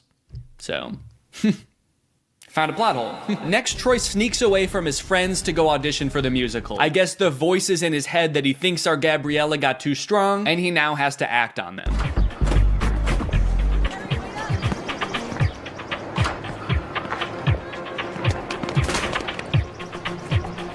He's gone! Wow! Where'd he go? Pay no attention to the fact that as he turns the corner, he probably fully saw Troy like... Meanwhile, Troy's dad is just standing there like, huh, that's weird. Could have sworn I saw basketball. Now, when we see the auditions, it becomes immediately clear that while Ryan and Sharpay are basically made out to be the villains of this movie because they're so overprotective of their theater department, they are completely in the right to do so. Not because their audition is really good, which it actually is, but because everyone else's is so bad. It's hard to believe that I couldn't sneeze. It seems that no one else in this entire school can even sing. It seems like they actually don't even have a concept of what music is. So like, yeah, I would actually be hoping I got the lead too. It is funny how they all act like they can't sing, and then anytime there's like an actual musical number as part of the movie, every member of the student body sings their heart out like the Renters do. What's going on there? So Troy shows up to audition, and then Gabriella shows up too. I guess, turns out she actually did want to audition. I don't know. I don't know if Troy threatened her or what, but she shows up. But they are too late to the actual audition, so they don't get to audition in time, but they stick around afterwards and just sing an audition anyway. And Miss Darbus, the director, hears them and decides, you know what, you guys get a call back. Understandably so. She's working with a very small talent pool. Here comes two people who know what a song is. She's got to hold on to that. After school, before school, whatever works. After basketball class, we can get this right. I'm so... Now this is interesting. Troy is looking at his sheet music like he's never seen it before in his life, despite having just sung the song perfectly after only glancing at the sheet music briefly. He also says, what? So what? To almost imply he has no clue how the sheet music got into his hands or how he got a callback. Does he not know that he just sang? Anytime there's a musical number in this movie, do they just black out and come to like, I don't know what happened. We definitely didn't sing though, I don't know how. If you're my age, it might have felt like this movie was written just for you when it came out. And in a sense, it kind of was. The writer, Peter Barsacchini, who was mostly known for writing rated R action movies at the time, started writing the script because he wanted to make a movie he could watch with his daughter, Gabriella. I thought it would be really fun to write a Disney Channel movie that my daughter could watch. Yes, he did name the main character after her, and that kind of melts my heart. She was 10 in 2004 when he started writing it. And so was I. The story was actually inspired by his own high school experience, when one of his basketball teammates confided in him about his love for ballet. Decades later, Peter thought, wow, that's actually the perfect plot for a kid's movie. Boys are more than just jocks. They can do other stuff. They can do ballet. No, actually, that's too far. They could do the musical, but only if it's because they want to sing with a girl. Anyway, it's time for another song about how basketball players shouldn't sing, sung by, you guessed it, the Basketball Players. Status Quo is actually such a fantastic song. It features several students who decide that, hey, since Troy and Gabriella are breaking out of their stereotypical roles in this school, so can I. Zeke, the basketball player, decides to let everyone know, hey, not only do I play basketball, I also bake. I bake. This nerdy girl loves hip-hop, this stoner skater guy likes to play the cello, and everyone in this school fucking hates it. We're skaters, bro. We don't play the cello. We only skate and smoke weed. And of course we sing. Now, of course, this movie is very self-aware about this contradiction, and I love it for that. But it does not make sense. At the beginning of this song, Zeke says, I want to make a creme brulee someday. And then at the end of the song, he actually has a creme brulee. So he presumably baked this creme brulee at some point during the song. It cuts to him sprinting down the hallway to the kitchen. You can hear everyone else singing, echoing in the background. He's like, they don't believe me. They don't believe I can bake. I gotta show them. So Gabriella shows up, and everyone is, of course, staring at her because they were all just singing about her. They're staring at her. They're pissed. And they kill her. They kill Gabriella. At my other schools, I was the freaky math girl. Well, I hate to break it to you, Gabriella, but you're a freak here too. Everyone at this school thinks you're a freak now also. The entire student body, I don't know if you heard, they actually just sang an entire song about it. Now you're the freaky singing girl. So you really want to do the callbacks? Just call me Freaky Callback Boy. You're a cool guy, Troy. Thanks. I said call me Freaky Callback Boy. Sorry, this is a closed practice. Dad, come on, practice is over. Until the last player leaves the gym. I'll see you later, Troy. Nice meeting you, Coach Bolton. There's a lot of tension here. Like, Mr. Bolton actually hates Gabriella. He hates this 15-year-old girl with all his might. Like, you will never be a basketball. Get out of my son's life. We know the truth! Go back to the zoo, you dolphin! Dad, she's not a problem. She's just a girl. But you're not just a guy, Troy. You're not just a guy, Troy. You're a freaky callback boy. Call me freaky callback boy. You're a playmaker. Not a singer. Hey. Did you ever think maybe I could be both? The look on his face is like, damn, I really never did think of that. Because this whole singing thing is getting in the way of Troy's basketball responsibilities, his team decides to get together with Gabriella's friends to try to break the two apart. The plan consists of getting Troy to badmouth Gabriella by listing the names of basketball players who went to their high school 20 years ago. Spider Bill Natrine. Class of 72. Sammy Slamma Jam. And you want to know the crazy thing? It works. I've always been for the team. She's just someone I met. All right, the singing thing is nothing. We're supposed to believe he doesn't see them set up a webcam right in front of his face to record him shit-talking his girlfriend? They might as well be filming on like a giant hand-crank film camera. The kind where you gotta put a blanket over your head to even see the image. Troy 100% sees the camera and does not care who sees what he's saying. The thunderclap. Gabriella is not important. After this happens, Gabriella doesn't want to talk to Troy anymore, and this really hits Troy hard, as you can see here. The pain is manifesting itself in Troy physically here, as he can't even shoot a basket without experiencing immense physical trauma. Aren't basketball players supposed to be good under pressure? Especially the captain of the team. Seems like this whole movie we've seen nothing short of the psychological unraveling of Troy, because he sang with a girl one time. Hey, we just had another team meeting. We just had another team meeting, man, and we just wanted to say, we forgot about JJ Buckets Jenkins, class of 1984. Does that change your mind? So later, Troy sneaks up onto Gabriella's balcony, again, huge house, no explanation, to try to win her back. This could be the start of something new. It feels so right to be here with you. Okay. Yeah, I don't remember this part being so pitchy, but this actually is Zac Efron's voice. Here with you. Yeah, this is very uncomfortable. Can we get Drew Seeley in here, please? Start of something new. It's a Pears audition. Saying it's a Pears audition kind of implies, like, I would audition without you if I could. I guess Troy meant what he said earlier to the webcam. He really does not care about Gabriella. He just wants to be in the musical. Gabriella is not important. You might make the mistake like I did when I watched this as a kid of thinking this is kind of like a Romeo and Juliet story about Troy and Gabriella. And it is a Romeo and Juliet story, but Gabriella is not Juliet. Juliet is just the musical. How you feeling? Nervous? Yeah, me too. Wish I could suit up and play alongside you. Yeah, no shit. What I want is for you to have fun. I know all about the pressure. And probably too much of it has come from me. I can't help but feel like all that screaming at you and making you play basketball until your hands bleed has had some kind of negative effect on you. But all I want in life is for you to be happy. While playing basketball, I am still demanding that. Thanks, Coach. Dad.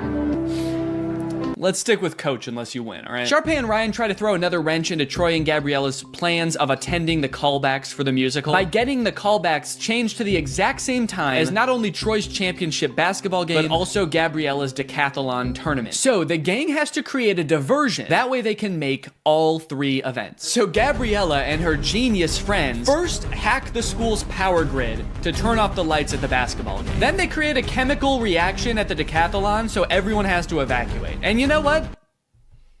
I get why everyone called her a freaky genius girl at her last school. I think she deserved it. She's like, oh, we can use a chemical reaction. I did this at my last school. We just have to make sure we don't make it as strong this time. That way not as many people die. Not as many. So Troy and Gabriella get to do their callback, Breaking Free, classic song. And look, the whole school shows up. Even the opposing basketball team is there. They crush the audition, Troy heads back to the basketball game, and they win that too, and then they all sing the big closing number of the movie, We're All in This Together. Wow, I guess they all learned a valuable lesson, except, hang on, Sharpay, you did not learn a lesson.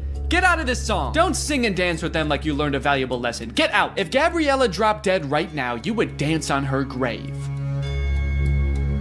And that's High School Musical 1. Many people lovingly remember Little Viking Boy from the first High School Musical movie. And while he rocketed to stardom in the wake of the first movie, his troubled life and fall from grace has been the subject of many concerned Twitter threads in the 19 years since. Do you know why I pulled you over today, sir? Huh? I said, do you know why I pulled you over? You're all over the road. Huh? All right, you want to play tough, asshole? That's fine. Huh? All right, step out of the vehicle. Take off that helmet. No, I can't take this off. It's a birth defect. It's part of my body. Are you drunk? I don't know, huh? Let's think about that. Does crack get you drunk?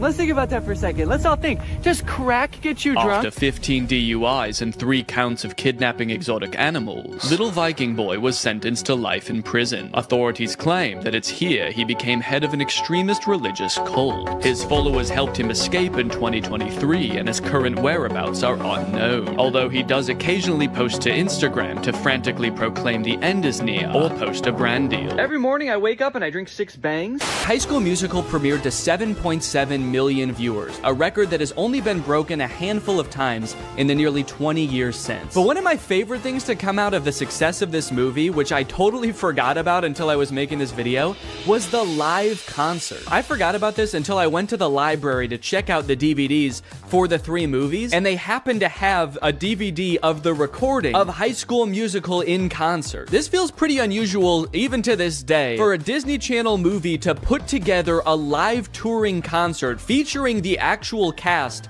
of the movie, selling out arenas with audiences in the tens of thousands around the world. But it wasn't the whole cast, actually. Zac Efron couldn't be there because he had a commitment. He was filming Hairspray at the time. So who did they get to fill in for him? Living in my own world, didn't understand. It's Drew Seeley! Drew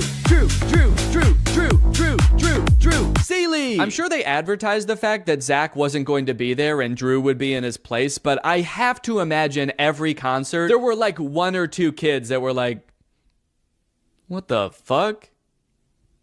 Zach looks different in person. With all the success of the first movie, they had to crank out a sequel fast, which they did, releasing High School Musical 2 in August of 2007. And you might think it would be impossible for them to catch lightning in a bottle twice, but oh baby did they. What time is it? Sequel time. High School Musical 2 is often regarded as the best High School Musical movie. Out of any High School Musical movie, this one has the most moments that have lived on in the cultural zeitgeist even today. The movie starts just as the school year is ending. The musical is long over, so if you were expecting to see the musical that they were just auditioning for in the first movie, get that out of your head right now. You're never gonna see that musical. Summer to refresh and illuminate your fertile young mind. One of the first things I noticed is that despite only a few months having passed from the events of the first movie, Troy looks drastically different. His hair is much darker. He has a different haircut so you can see his ears now. But most strikingly of all, his eyes have somehow become more blue. You actually listening? His eyes were already pretty blue in the first movie, but they're piercing in this film. It is scary. Get some contacts, you freak. The clock strikes 2:15 and the first banger of this movie commences. The class immediately erupts in celebration. They throw their papers in the air, start dancing around, and did Chad just kiss his teacher on the neck? Yeah, he just kissed Miss Darbus on the neck. That's too far. Luckily, it doesn't look like she cared. She's just vibing. Good to be chilling out.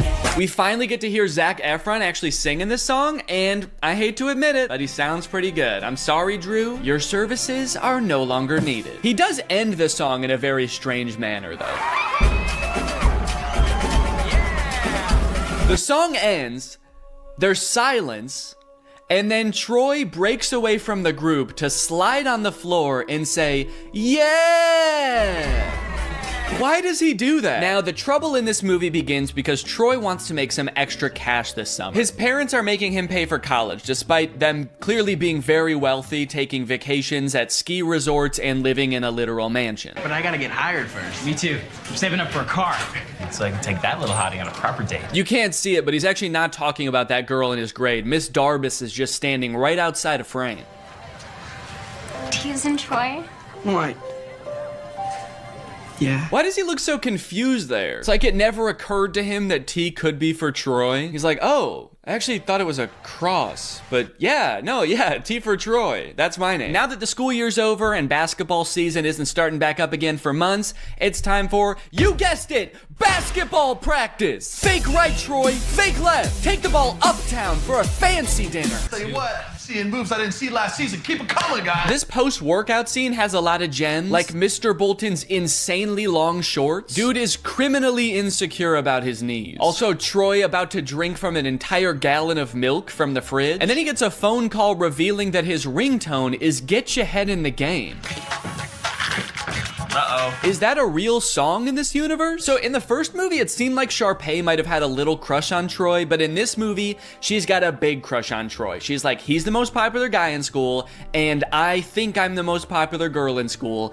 It's a match made in heaven. So she pulls some strings at her family's country club to get Troy a summer job there. The only catch is Troy requests to get like the entire school hired, and somehow that works. So Troy shows up with his entire basketball team. You got Chad there. Also, the nerdy girl who loves to hip-hop dance got a job there. You got Vanessa Hudgens' stunt double working there. Montez, it would seem your lunch break does not start for 3.5 minutes. In order to keep the conflict of this movie moving along, they have to make it seem like their job is really demanding, but they also have to toe the line of not making it seem like these kids are being abused in some way, because they are just kids. So some of the insane demands that their job is asking of them is just like, hey, can you show up to work on time and make sure you clock out at the end of your shift? And the entire student body of East High is like, we're in prison! They're not gonna pay us until we provide a service? What kind of dystopian universe is this? Mr. Fulton is 100% correct to be strict, by the way. Several times throughout this movie, he catches them doing things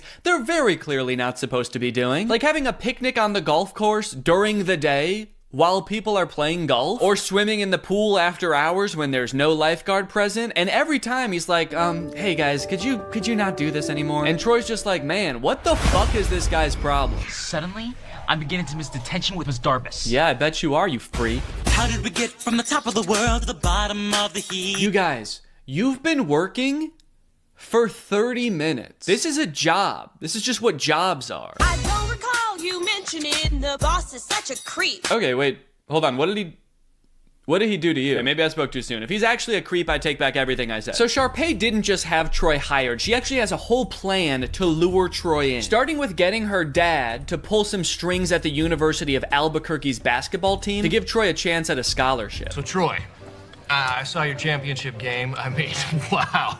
That last second shot at the buzzer, outstanding. If I was a basketball recruiter and I saw that championship game, I would be more concerned about the lights going out and then everybody leaving at the same time to watch the star basketball player audition for a musical and then come back and win the game like nothing happened. And then also how they all sang a song after that. That's what I would be concerned about. But yeah, I'm sure he played well too. You know, between the two of us here, we pull a little weight over at the school.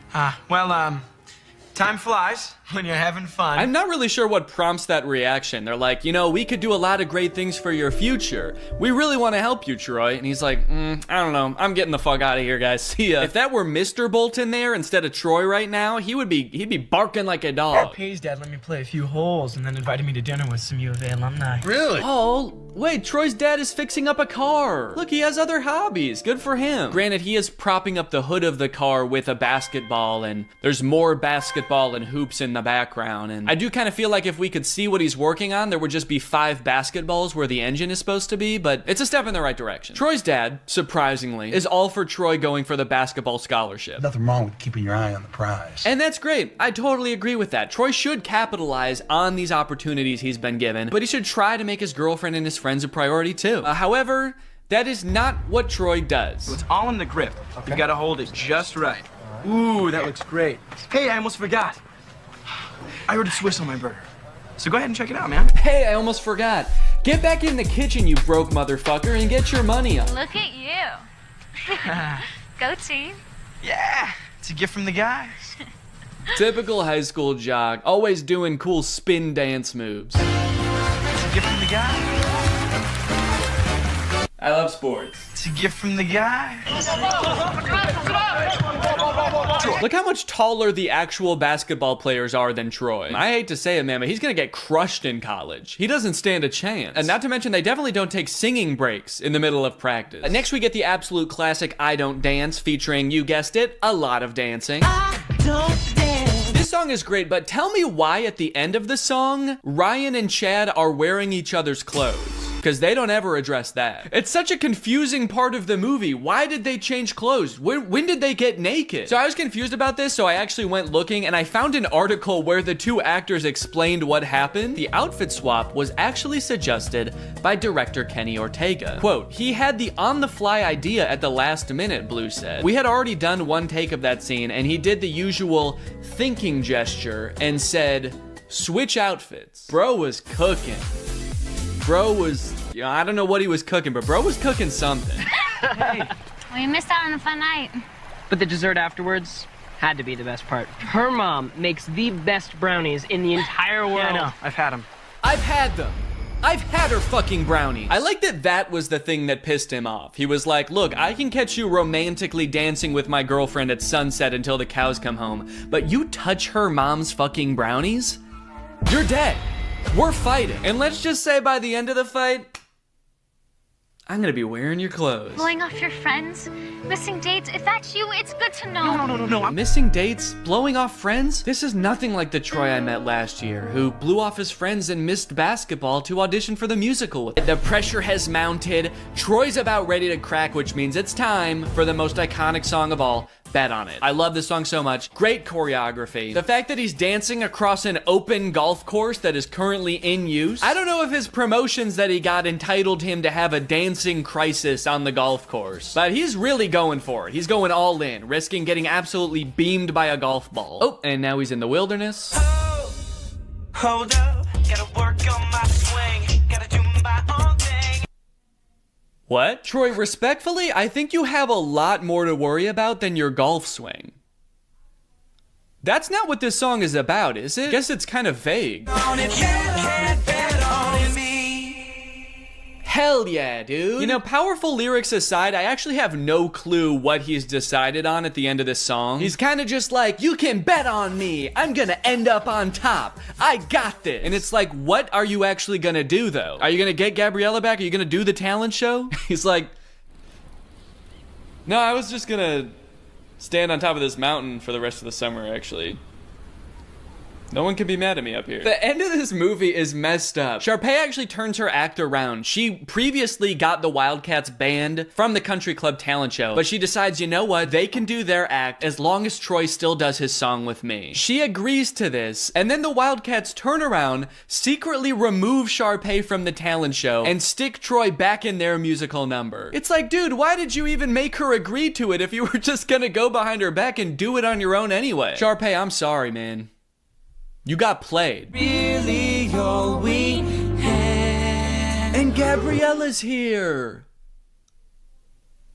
Why? She forgives him now? It's actually not clear at all what Troy did to win Gabriella back. They haven't seen each other since she drove away singing. Maybe word got to her that Troy was angrily prancing around the golf course and she was like, oh God, it's gotten too bad. I gotta step in. Everybody one for all and all for one. The last song of this movie is called All for One. I don't know, I kind of feel like they lost a little bit of inspiration at the end here. Kind of feels like they forgot what moral they were working towards for the end of this one, and they were like, and we're all together in this one also. And the movie ends with Gabriella wooing several times while looking over at Troy for approval.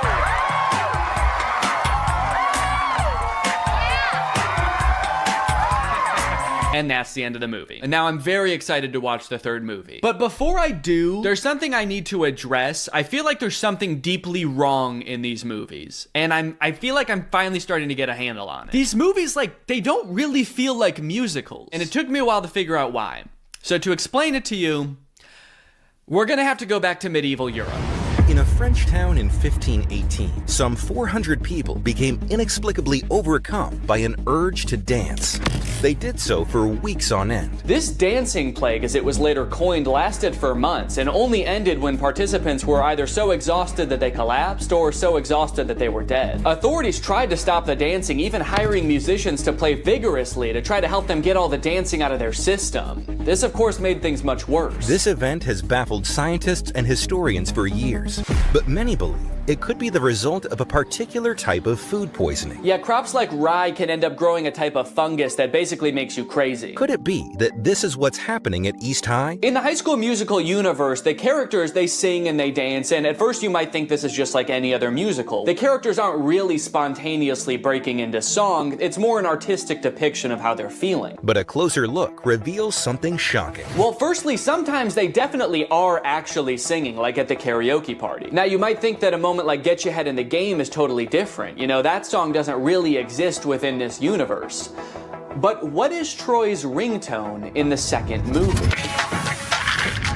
But how could an entire school become poisoned by a rare fungus? This man, who convinced us he had relevant qualifications, believes it could have been a certain freaky genius girl. It could be that by growing a fungus in a lab, Gabriella was able to manufacture a sort of singing and dancing craze to control Troy, who I'm pretty sure would have never done all of that stuff had he not been under some kind of drug-induced hysteria. After all, Troy is so cool and singing is for weirdos. So it could be the fungus, or maybe Gabriella's some kind of fucking witch. The High School Musical bonus soundtrack. You love High School Musical hits like Get Your Head in the Game. Well, now's your chance to own the extended soundtrack, featuring songs that didn't quite make the final cut, like Coach Bolton's Crisis. What's up, guys? I'm 16. I'm the new player on the basketball team. I'm really excited to play. Yeah, Mr. Bolton, we know it's you. And Gabriella's on the news. A little boy drowned in the pool. Oh no. A little boy drowned in the pool. No. Where was the lifeguard?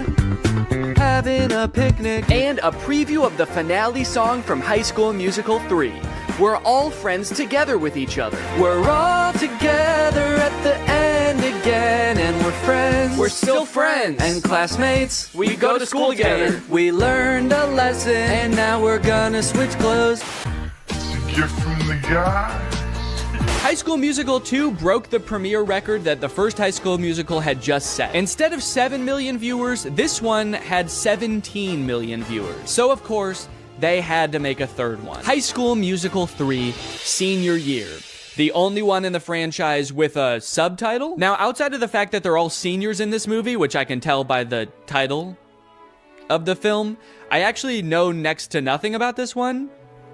I've never seen it. Yeah, I know I made it sound like I was a really big High School Musical fan, but by the time the third one came out, I was 14. And unlike the first two, this one came out in theaters. And as a freshman in high school, I was much too embarrassed to ask my friends if they would go see a High School Musical movie in theaters with me. So I decided it would be way less embarrassing if I waited until I was 30 years old to watch it for the first time in front of millions of people. And we're back at East High, baby. Zach's playing basketball.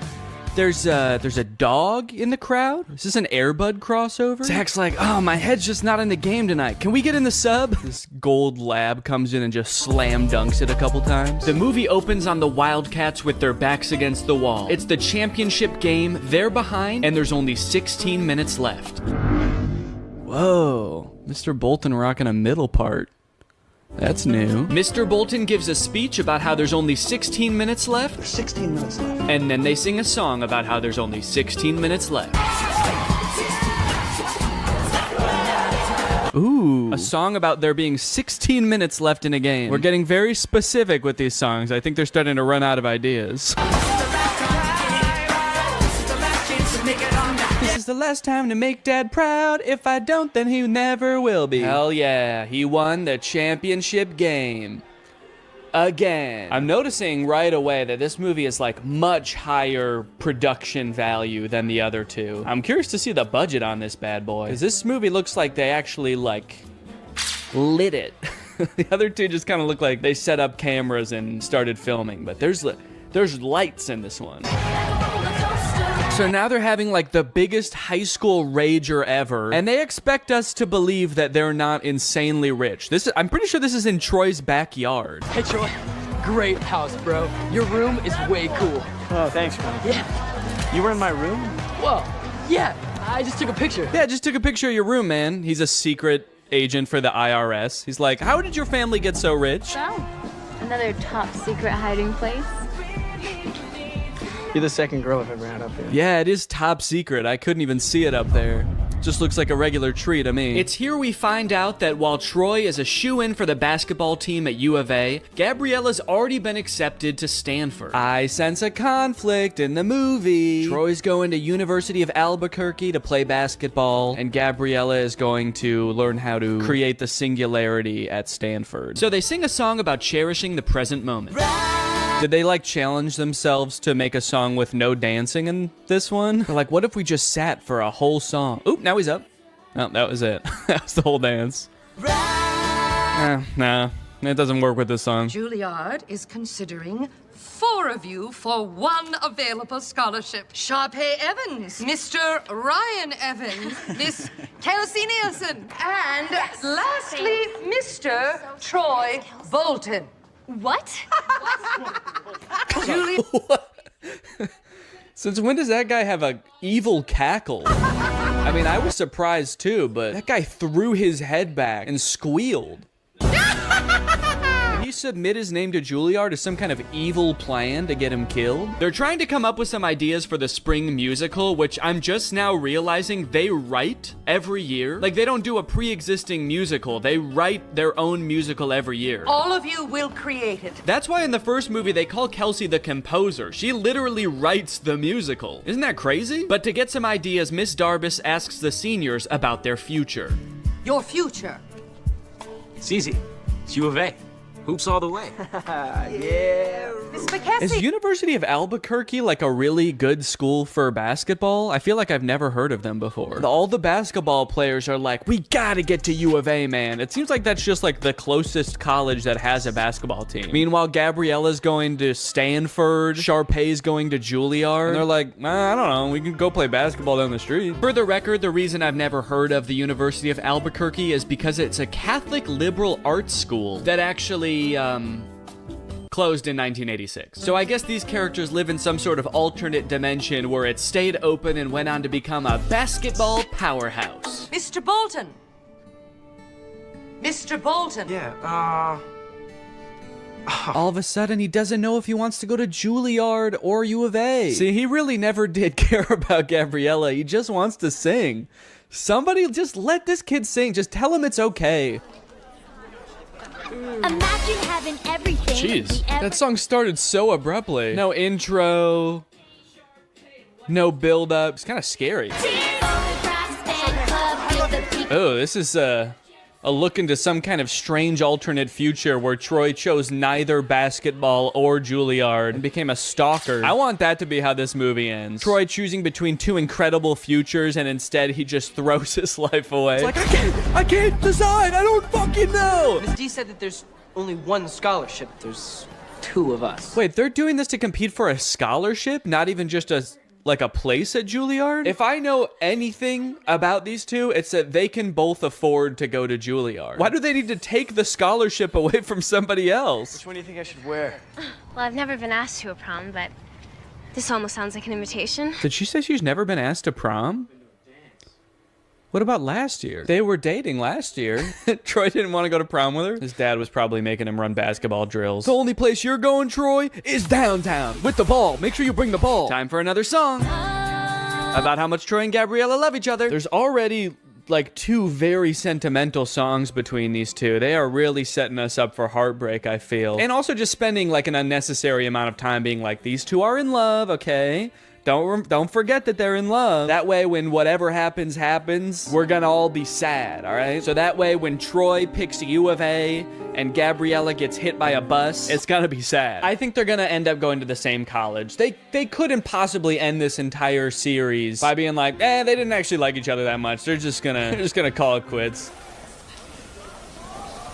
Where's our clothes? Yo, Rocket Man. Why do I feel like they're about to haze these kids? You know, we weren't just given these lockers. We had to earn them.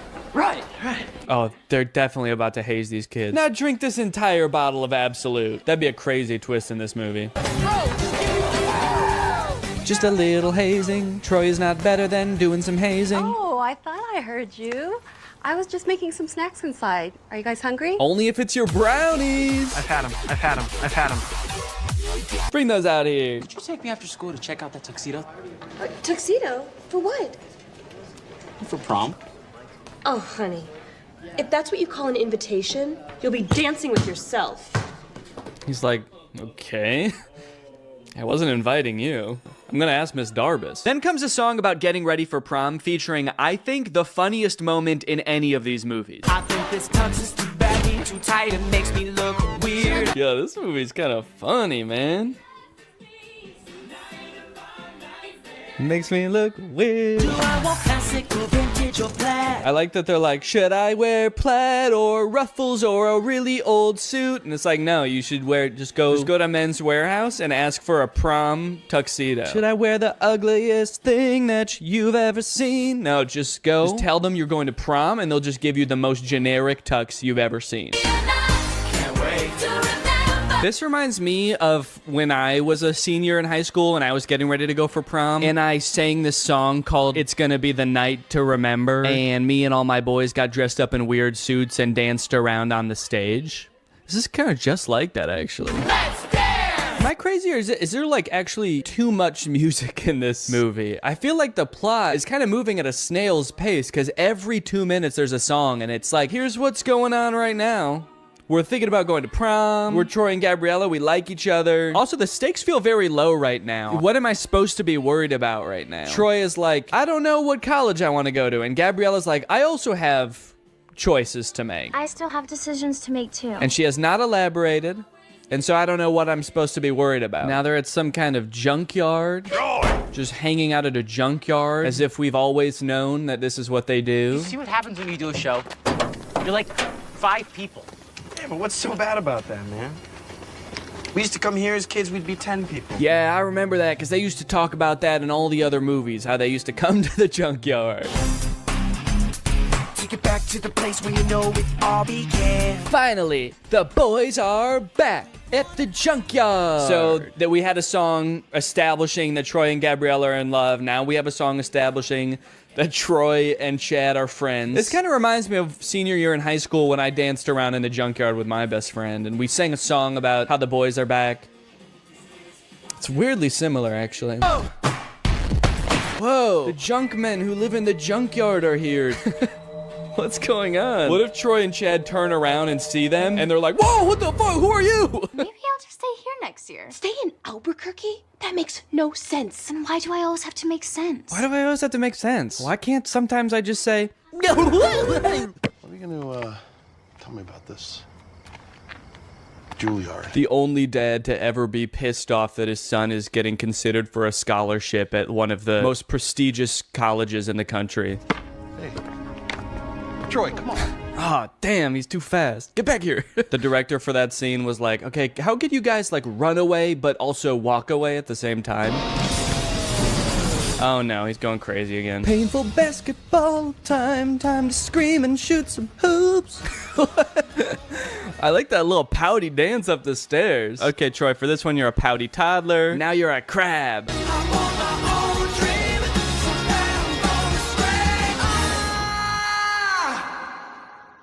Man, he wasn't kidding. He was really gonna scream. Well, now that he did it, I hope he can figure out what he's gonna do. Now that I got that out of my system, I'm for sure going back to U of A. I don't care about singing. Miss D, I know I'm not supposed to be here. Aren't you? Last one out turns off the lights. You know, she might seem cool about Troy being there right now, but as she walks through the school to get back to her car, she realizes he totally trashed the place. She's like, he tore down posters? He flipped an entire hallway upside down? How did he do this? I don't think I can do it, Troy. Uh-oh. Is that a Dr. Pepper in the background? That looks good. I've chosen basketball. But I've also chosen theater. The University of California, Berkeley. Okay. I'll be honest, I did not know that was an option. They made the Mr. Beast logo.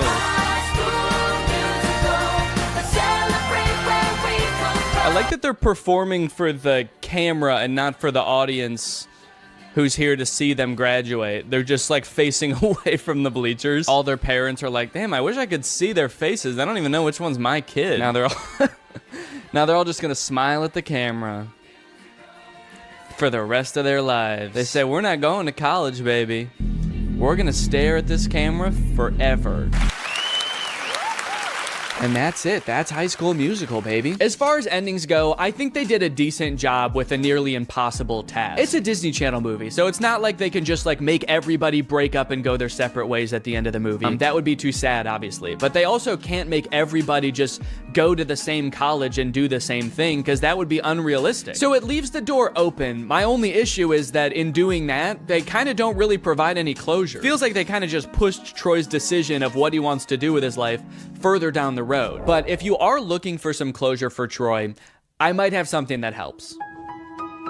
I mentioned earlier that the character of Troy was inspired by one of the writer's real high school teammates. But when I read that for the first time on Wikipedia, I was surprised to find that that teammate has his own Wikipedia article. And that's because that classmate, Lynn Swan, went on to be a professional football player, playing for the Pittsburgh Steelers and winning the Super Bowl 4 times. This man is the real-life Troy Bolton, and that might be the least interesting thing about him. In fact, he might not even know. It really helped you in your game. All the things that ballet taught you, you applied that to the football field. Touchdown, Pittsburgh! Did you catch any flack from your teammates about taking ballet? I mean... Oh, always. It's a gift from the guys. But I'll always remember a Hall of Famer who rose to the occasion each time. A plie-making playmaker. But you're a playmaker. Did you ever think maybe I could be both? Who could defy gravity.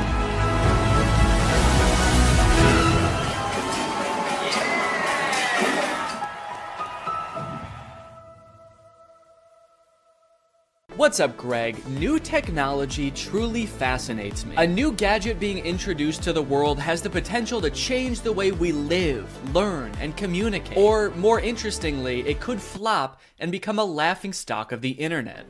Which is why a few weeks ago, I was thrilled to discover the unveiling for a project called the Humane AI Pin. This might be the worst product presentation I've ever seen for one of the strangest products I've ever seen. Apparently, Humane AI is a new tech startup founded by 2 former Apple employees and current lovers, Imran Chowdhury and Bethany Bongiorno. Their mission is building innovative technology that feels familiar, natural, and human. Okay, first thing that's sticking out to me is that none of those words were useful. Also, do I really want my technology to feel more human? I've never wished my MacBook to be more fleshy. Also, Humane AI is such an unsettling name for a company. I'm sorry. You lost me right off the bat. I feel like the only times I ever even hear the word humane is when we're talking about like factory farming or something. Don't worry, dude. When this AI takes over, it is going to be super humane in the way it slaughters us. It will not violate the Geneva Convention, unlike other AIs, Siri. All right, let's go ahead and watch the product presentation and let's see if you think it's as weird as I do. Welcome to Humane.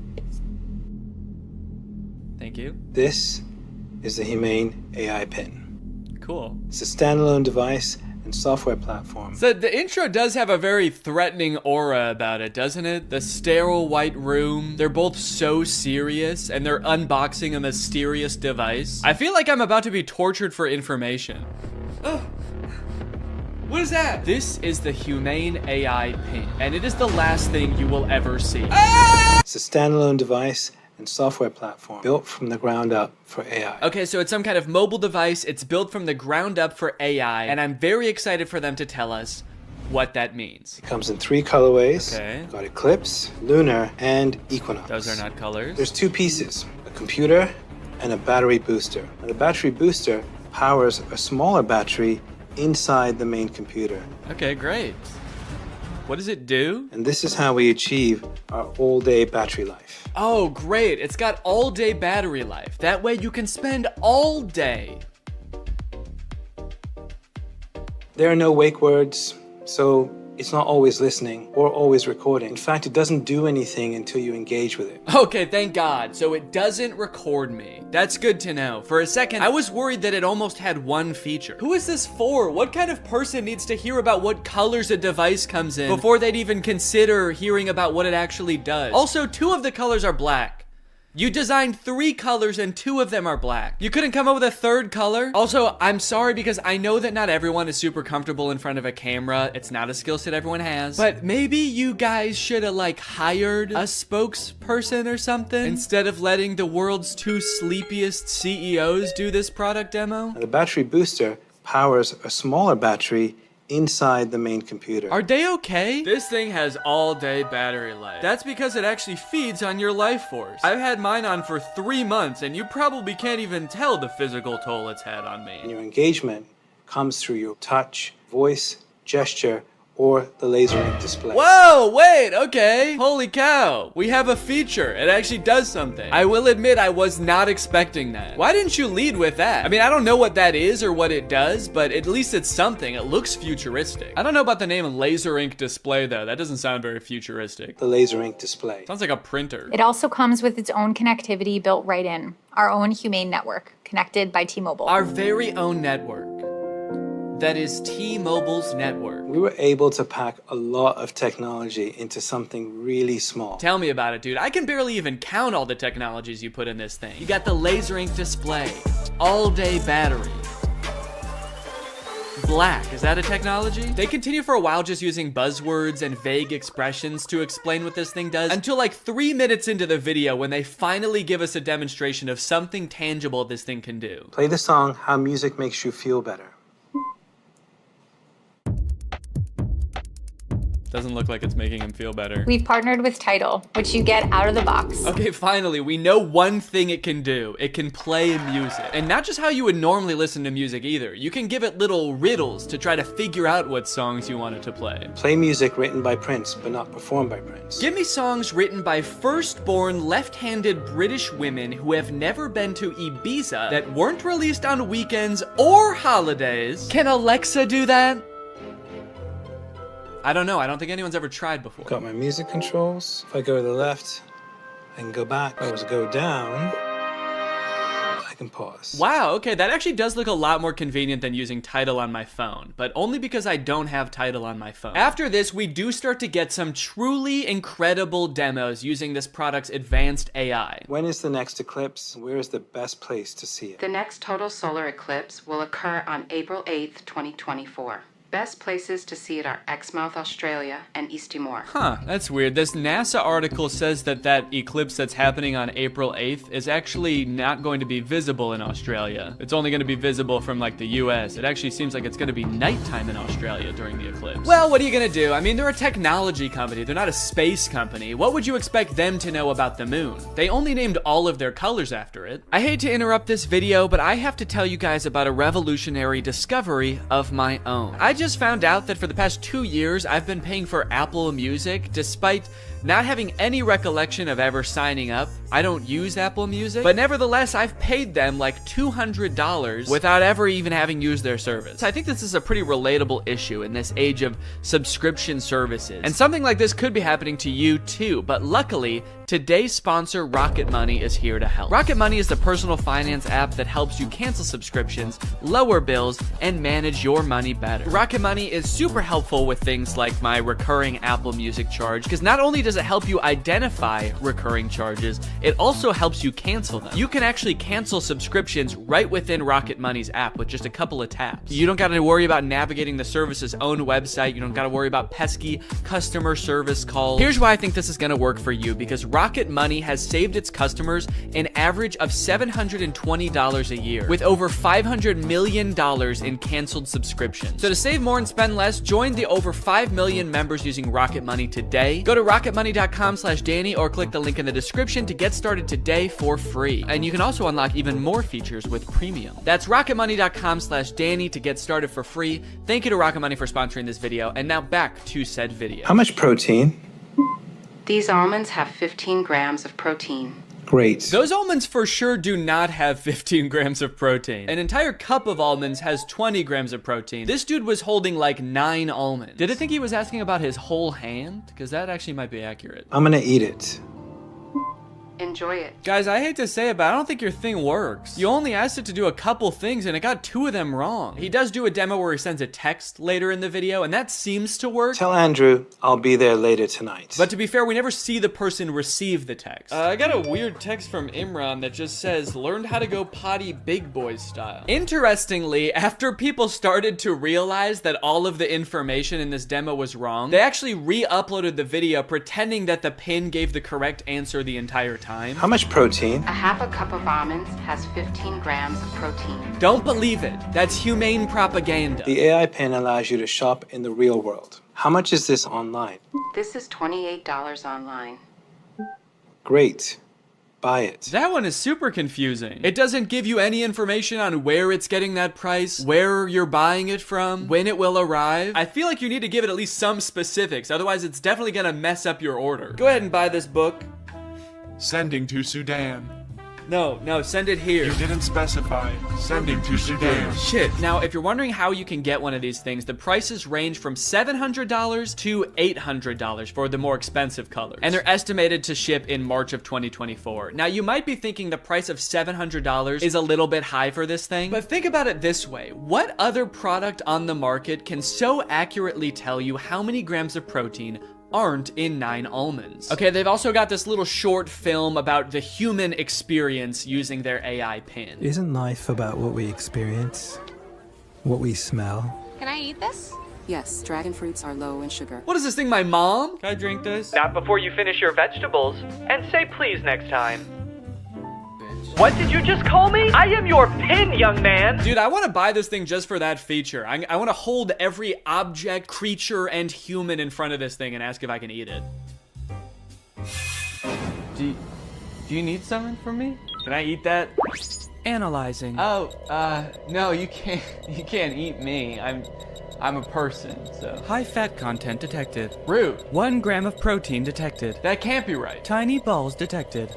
All right, what the hell? Enjoy it. Yes, yummy. Wait, stop. No, you cannot eat me. I'm a human. All right, man, who do you think I'm gonna trust? You or my $700 pin? Last time I checked, this pin doesn't have tiny balls. This thing tells me what to eat, when to eat. It even suggested this very fashionable outfit I'm wearing today. Is that why you're not wearing pants? They're in Sudan. What we hear? Hey, what should I get here? What is this interaction? Who are those people? Does he know them? Man, if he's in a different country where he doesn't speak the language, I would not trust that pin. Based on everything we've seen so far, who knows what it's saying to these people? What we see? Capture this. Dude, parents are gonna love that feature. Me walking around a park with my AI pin. Capture this, baby. Capture. Kidnap this child. So after watching all of this, I have 2 thoughts. The first being, maybe someday this will be like a revolutionary product that changes the way we all interact with each other. Maybe we're just seeing some hiccups now, but a few product generations down the line, this thing is really gonna take off. It'll be more refined. It will know where the moon is. But the second thing is, I have a lot of questions about this product. For one, how is this better than the phones we have now? More specifically, why can't all of the features of this thing just be built into one app in a phone? And what if you don't want to be talking to your chest every time you need to Google something or text someone? Well, this thing started to pick up some traction online, and eventually the founders ended up on CNBC, where the hosts seemed to have a lot of the same questions. Doing this right now is Imran Chowdhury. He's chairman and president of the company. And Bethany Bongiorno, she's the CEO. We're also very scared of them. That's why we've sat them as far away from us as we physically can. We actually ordered this giant table when we found out they were coming. I don't know if can we get the camera so people can see just what we're talking about in case? Imran, you can't see as much because it's black, so it blends in with your jacket. It's black. Imran's just sitting there like... It's Eclipse. It's privacy first, so it's not always recording. It's actually just doing things when you want it on demand. Is it doing something right now, or are you recording us? It's doing nothing right now. I get a little sense of pride when he says that. It's actually doing nothing right now. It's doing nothing right now. After years of research and millions of dollars spent, we finally designed a pin that does nothing. It's doing nothing right now. You might think that's a bad thing, but you've never met this AI. It's evil. Turn around, maybe you can get that on camera. Oh, yeah. I see your hand. Yes, keep doing it. I see your hand. Can you see What's that? that? Yeah, what's that telling you? Oh god, dude, I do feel for him. I mean, these people are not like media trained, I feel like. They really should have hired a professional spokesperson because I feel like they're just so out of their depth.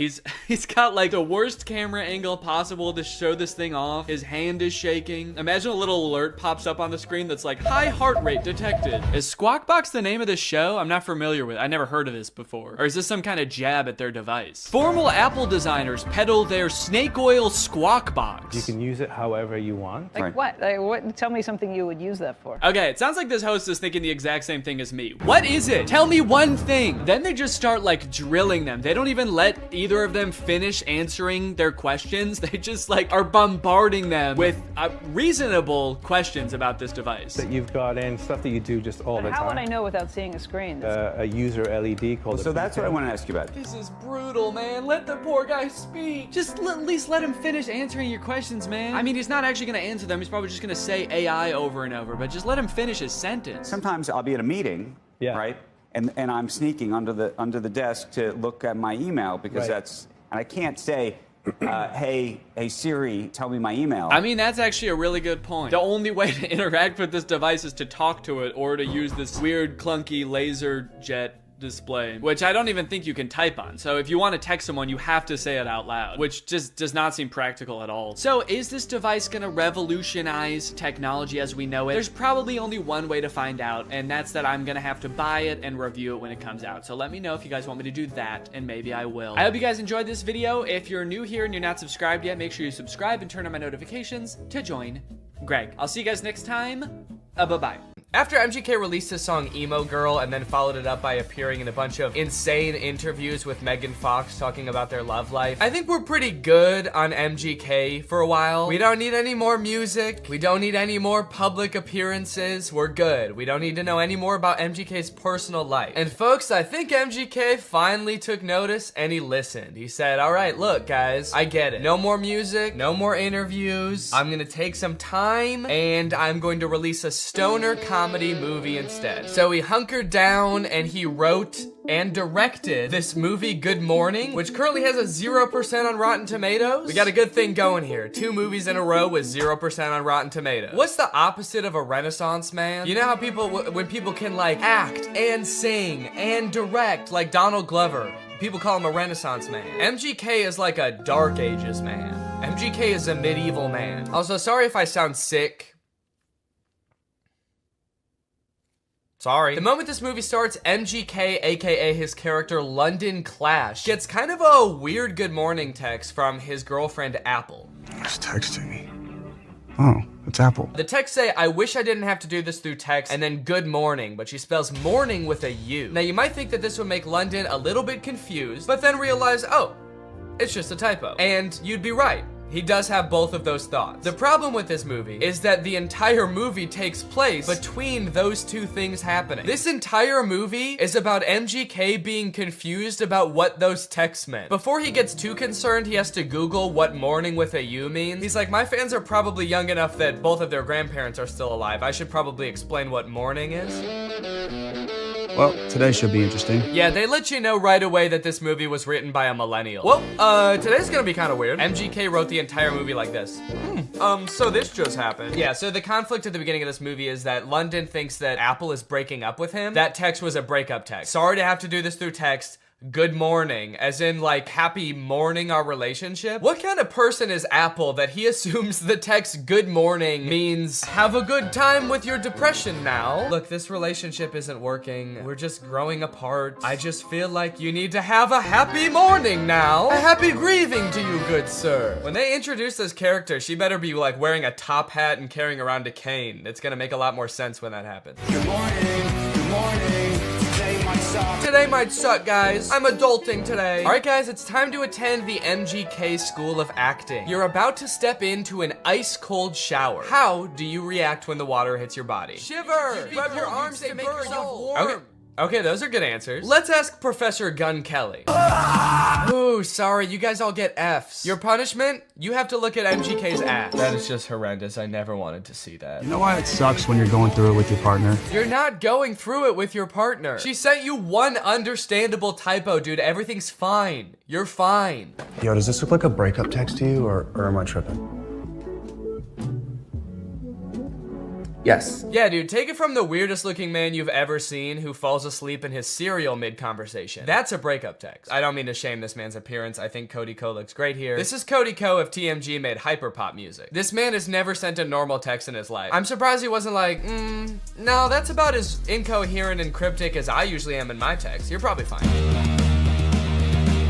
His friend is clearly sick. At the beginning of the scene, he throws up on the microwave, and at the end of the scene, he drowns in his cereal bowl, and MGK leaves him to die. MGK, your friend is sick. Help him. And so am I. Goddamn. Also, just like a fun little continuity note, at the beginning of this scene, there wasn't a water bottle on the table, and then at the end of the scene, there is. So, that's probably why this movie has a 0% on Rotten Tomatoes. Ass continuity. I'm a stickler for details. Meet Kennedy. Uh-oh, guys. Megan Fox is here, and she is not like other girls. Megan Fox plays a girl named Kennedy, who's actually not the main love interest in this movie. Her character is actually lesbian, and at the beginning of this movie, MGK explains how, like, she hates boys, but she lives with all these boys, and so she's moving out, which MGK explains right after he forgets his line. It's in rice. Come on, you got it, dude. You wrote the movie, you should know it. Please don't move out. Yes, he did it. He remembered. It's a pretty long line. I'll cut him some slack. Throughout the beginning of the movie, they're constantly introducing new characters, and every character in this movie has some kind of weird quirk. This friend, like, did too many drugs at a music festival, and now he's kind of loopy. This guy is always throwing water balloons at people. This guy, like, smokes a lot of weed. It seems like MGK wrote this movie with just a bunch of crazy, weird characters, because the only, like, joke that he can think of to put in this movie is another character saying something weird or dumb, and him just kind of looking at them being like, that was kind of weird or dumb. Mercury is in Everglades. It's retrograde, Leo. Every time he introduces a new character, there's narration that explains what the weird quirk about these characters are. This is Angel. Meet Maxine Goldberg. But they kind of don't, like, explain really what I want to know about these characters. This is Dylan. I met him when he was working at In-N-Out, and he used to hook me up with free burgers and shakes. He's been my boy ever since. We don't care that he used to work at In-N-Out. That is so irrelevant. Please tell us why he's so sick. Why is he throwing up and passing out? That's more interesting. The reason that London Clash is so rich and cool that he lives in Rice Gum's house is that he is an actor. So throughout the movie, he's doing actor type things. Like, he films this self-audition tape. I don't really know what he's auditioning for. It kind of seems like he's auditioning for everything and also nothing all at once. Okay, this is my impersonation of Draco Malfoy. Looking for drugs. Where's the pot, Potter?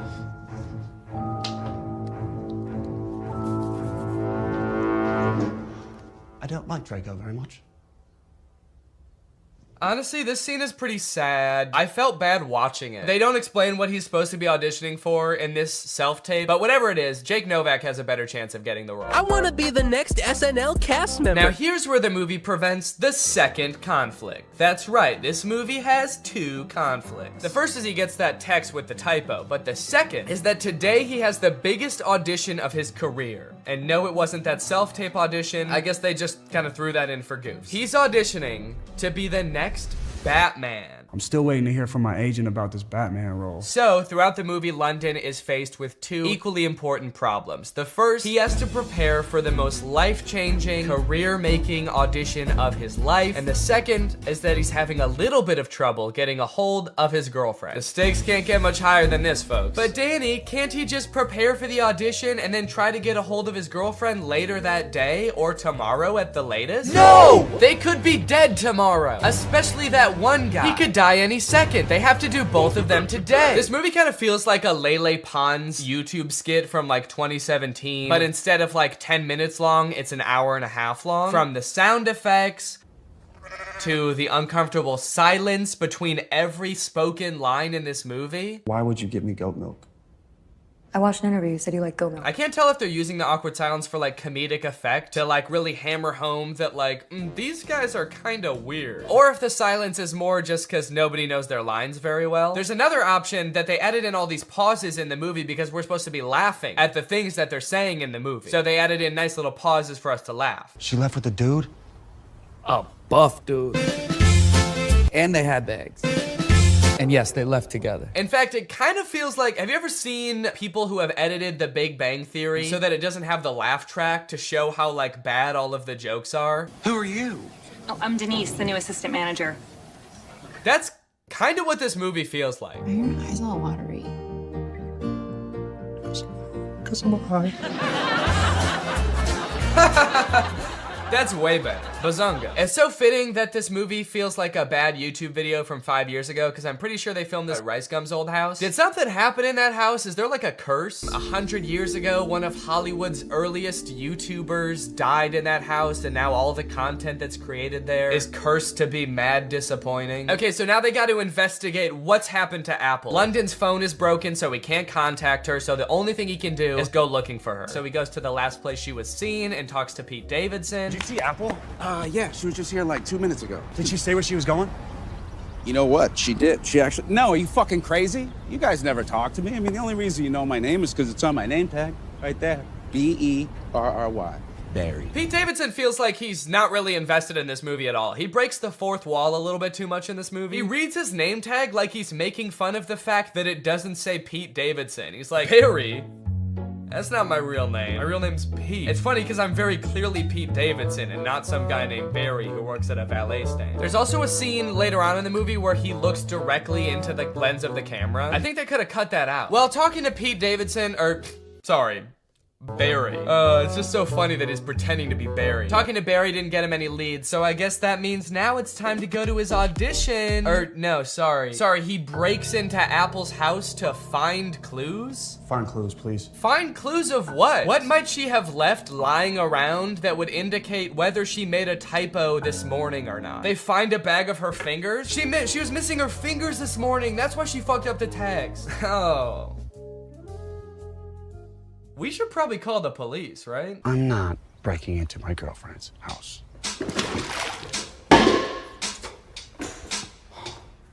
Can't believe I'm breaking into my girlfriend's house. Me neither, dude. Your life is pretty crazy. London Clash is so dumb. He makes the worst decisions at every move in this movie, okay? While they're in Apple's house, one of London's friends knocks over every single urn on the mantle and ashes go everywhere. And so they're like, oh shit, we have to put back the urns and then refill the ashes. But they're like, the only problem is, where are we supposed to find ashes? Where are we gonna find enough ashes to fill up these urns? But like, they didn't lose the ashes. They all just fell on the floor. They could just sweep them up and put them back in urns. It's like MGK was like constantly forgetting what previously happened in movies, and so the plot is being driven forward by things that just aren't problems. So anyway, as I said, this is a stoner comedy. You can probably guess the solution they think of to produce a bunch of ashes to fill back up the urns.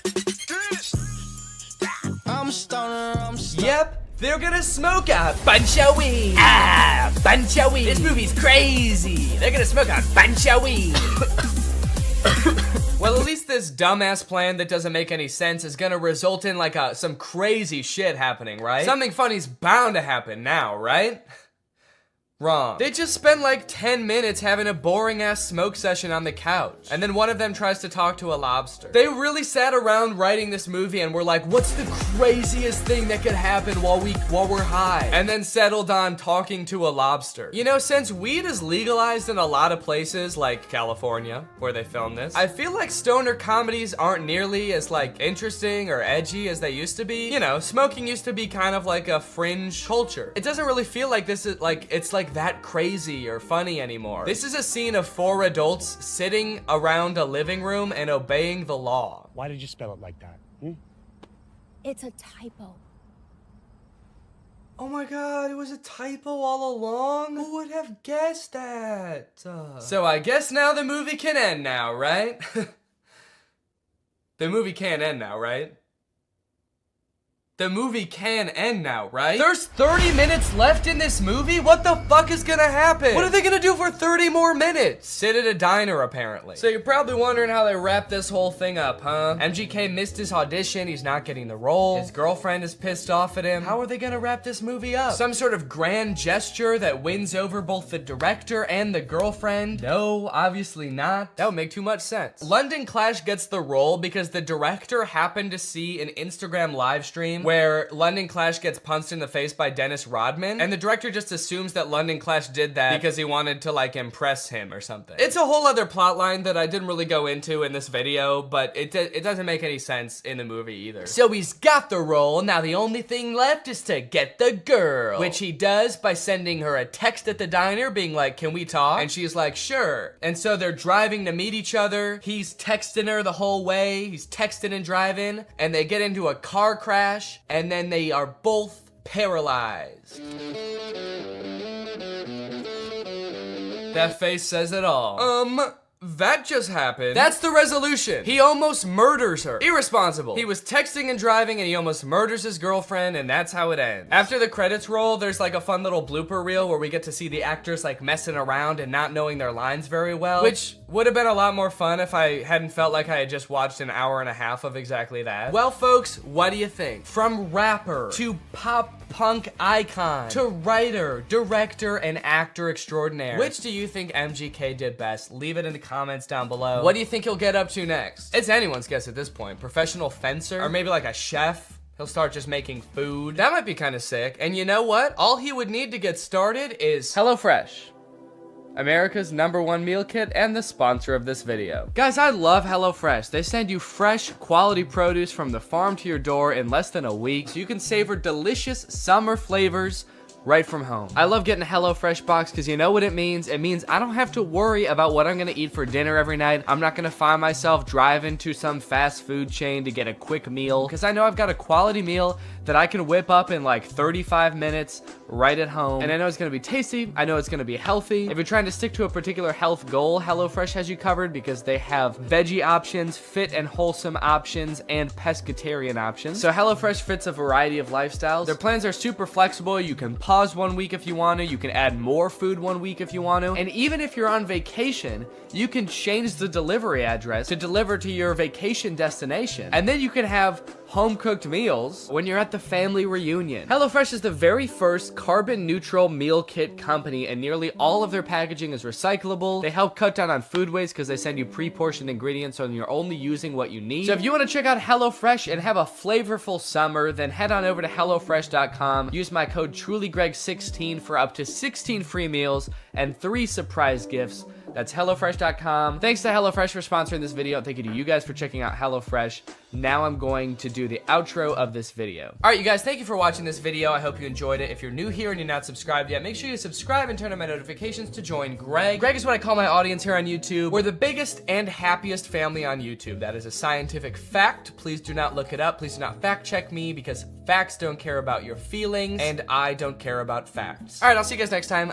Bye. Hello, Greg. Why are movie studios making bad movies on purpose? I swear to God they are. I'm sure most of us by now have seen clips from the new Pinocchio movie. Father, when can I leave to be on my own? And that had me pretty skeptical, honestly. You're trying to tell me they made it and they were like, the main selling point of this movie is that it will be good? No chance. And now I've recently seen people talking about this movie Marmaduke. It's about a cartoon dog voiced by Pete Davidson. It has 0% on Rotten Tomatoes. I've watched it and it is in fact the worst movie you'll see this year. And it just really seems like they're trying to make bad movies on purpose. This movie is just heinous. It feels like Netflix just like fed an AI a bunch of scripts of bad movies until it spat out Marmaduke. This movie is not good at all. I think it has 0 redeeming qualities, actually. There's nothing good in this movie. I would even give it a negative score if I could. I like that I said that as if there's something stopping me. I'm my own entity. I'm not limited. I don't have a boss telling me I have to give it a positive score. I'm gonna give it a -6 out of 10. Once upon a time, there lived a very large and very sad doggy.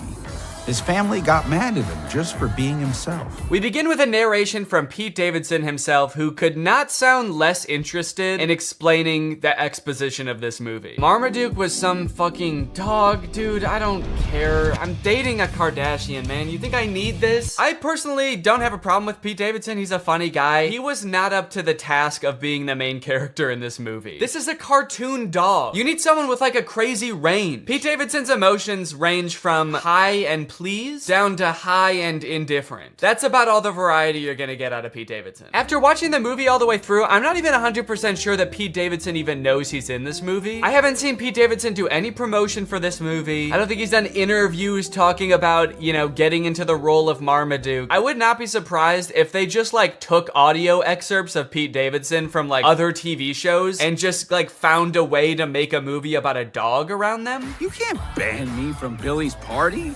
It won't be a party without me. Gather round, boys and girls, and watch this. Go ahead and look at the characters in this first scene here and tell me, what is your reaction? Art is subjective. What you like depends entirely on your life experience, your personal taste, you know, where you were born and raised. For example, I was born in the 1990s on Earth, and I hate every single one of these characters. There are 3 body shapes in the universe of Marmaduke. There is eerily slender, bouncing egg. That's right, they don't walk, the round characters. They just kind of bounce from place to place. And then there's Mom. Mom has a serious case of the Pixar mom syndrome. I guess the creators of Marmaduke decided to take a page out of Pixar's book when designing the mom, and then they ignored all the other pages in the book about like how to make a movie. Anyway, through a little bit of narration, we find out that the reason Marmaduke is not allowed at this party is because he's basically a terror to the family. Marmaduke is a nightmare. He chases the cat, he tackles the local butcher for some bones, he beats the shit out of the dad. This dog is terrorizing his family. This is a bad boy. Don't you think you're being too hard on poor Marmaduke? He's gone too far, Donnie. Maybe we need to enroll Marmaduke in obedience. As if this family wasn't going through enough already, dude. Look at the dad's nose. Look at his nose to arm ratio. He doesn't need this right now. He's got bigger fish to fry. His nose is about 3 times thicker than his arms. What the hell? Compare that to Marmaduke. And the shot where he's just beat the shit out of the dad for his comfy chair. He's jacked. He looks like a kangaroo. They're living with a wild animal in their house, and this dad's arms are made out of wet spaghetti. And Marmaduke has the audacity to be upstairs in the window like, come on, let me into the party. What is it, 'cause I like steak a little bit too much? And it's like, no, dude, you keep beating up my family. You killed our youngest daughter. But Marmaduke's not trapped upstairs for long. He decides to start chasing a bee around the room that he's trapped in, and the bee goes through the window, and then Marmaduke like crashes through the window, and he lands in the pool, which causes like a mini tsunami in the backyard. Who wants a hot diggity dang that dog? You know this dog is bad when the dad turns around and just sees a tidal wave coming towards him and he says, dang that dog. As far as he knows, the dog is upstairs in the room. He didn't see Marmaduke fly in the pool. He just turned around. This man saw a tidal wave and was like, the fucking dog! This family has suffered so much at the hands of this dog. Paws of this dog, that the dad could see like an overseas power plant collapse and then explode and be like, I know Marmaduke has something to do with this shit. Anyway, this guy is Guy. His name is Guy. He is Drew Gooden's biggest fan, and he is a dog trainer. The pool flop incident sort of goes viral, ends up on TV and everything, and Guy, being like a world famous dog trainer, sees Marmaduke, this poorly behaved monster, and decides, hey, this would be kind of an interesting challenge for me to transform Marmaduke into like a good boy. At first I thought this guy was gonna be the villain of the movie because he's like rich and British, and I think that it's the law in cartoons that the bad guy has to be rich and British, but this guy is actually, he's not that bad. He's a little greedy, but he's not the bad guy. So Guy goes over to Marmaduke's house and talks to the owners and is like, hey, if you let me train your dog and enter him into like dog competitions, we could win $1 million, and I'll share the $1 million with you, which is actually a very nice thing for a rich British man to do in a cartoon. The family says yes, so Marmaduke gets to train with this experienced, highly awarded, rich and famous dog trainer. And they start training right away. Or actually, sorry, Marmaduke doesn't want to train at all, so the trainer starts beating the shit out of Marmaduke. If you don't get out of my way, I'm gonna have to unleash thunder, lightning, as you wish. Yeah, that's right. They're about to fight. Marmaduke doesn't want to train, so they start like backing up and putting their deuces up. When this part happened, I was like, this is crazy. This human's not actually about to start punching a dog, right? And luckily, I was right. He kicks the dog. Dude, he kicks the dog, throws him into a tree. You're like the most famous dog trainer in the world, and this is your secret method. Dog training tips your trainer doesn't want you to know. Beat the shit out of your dog.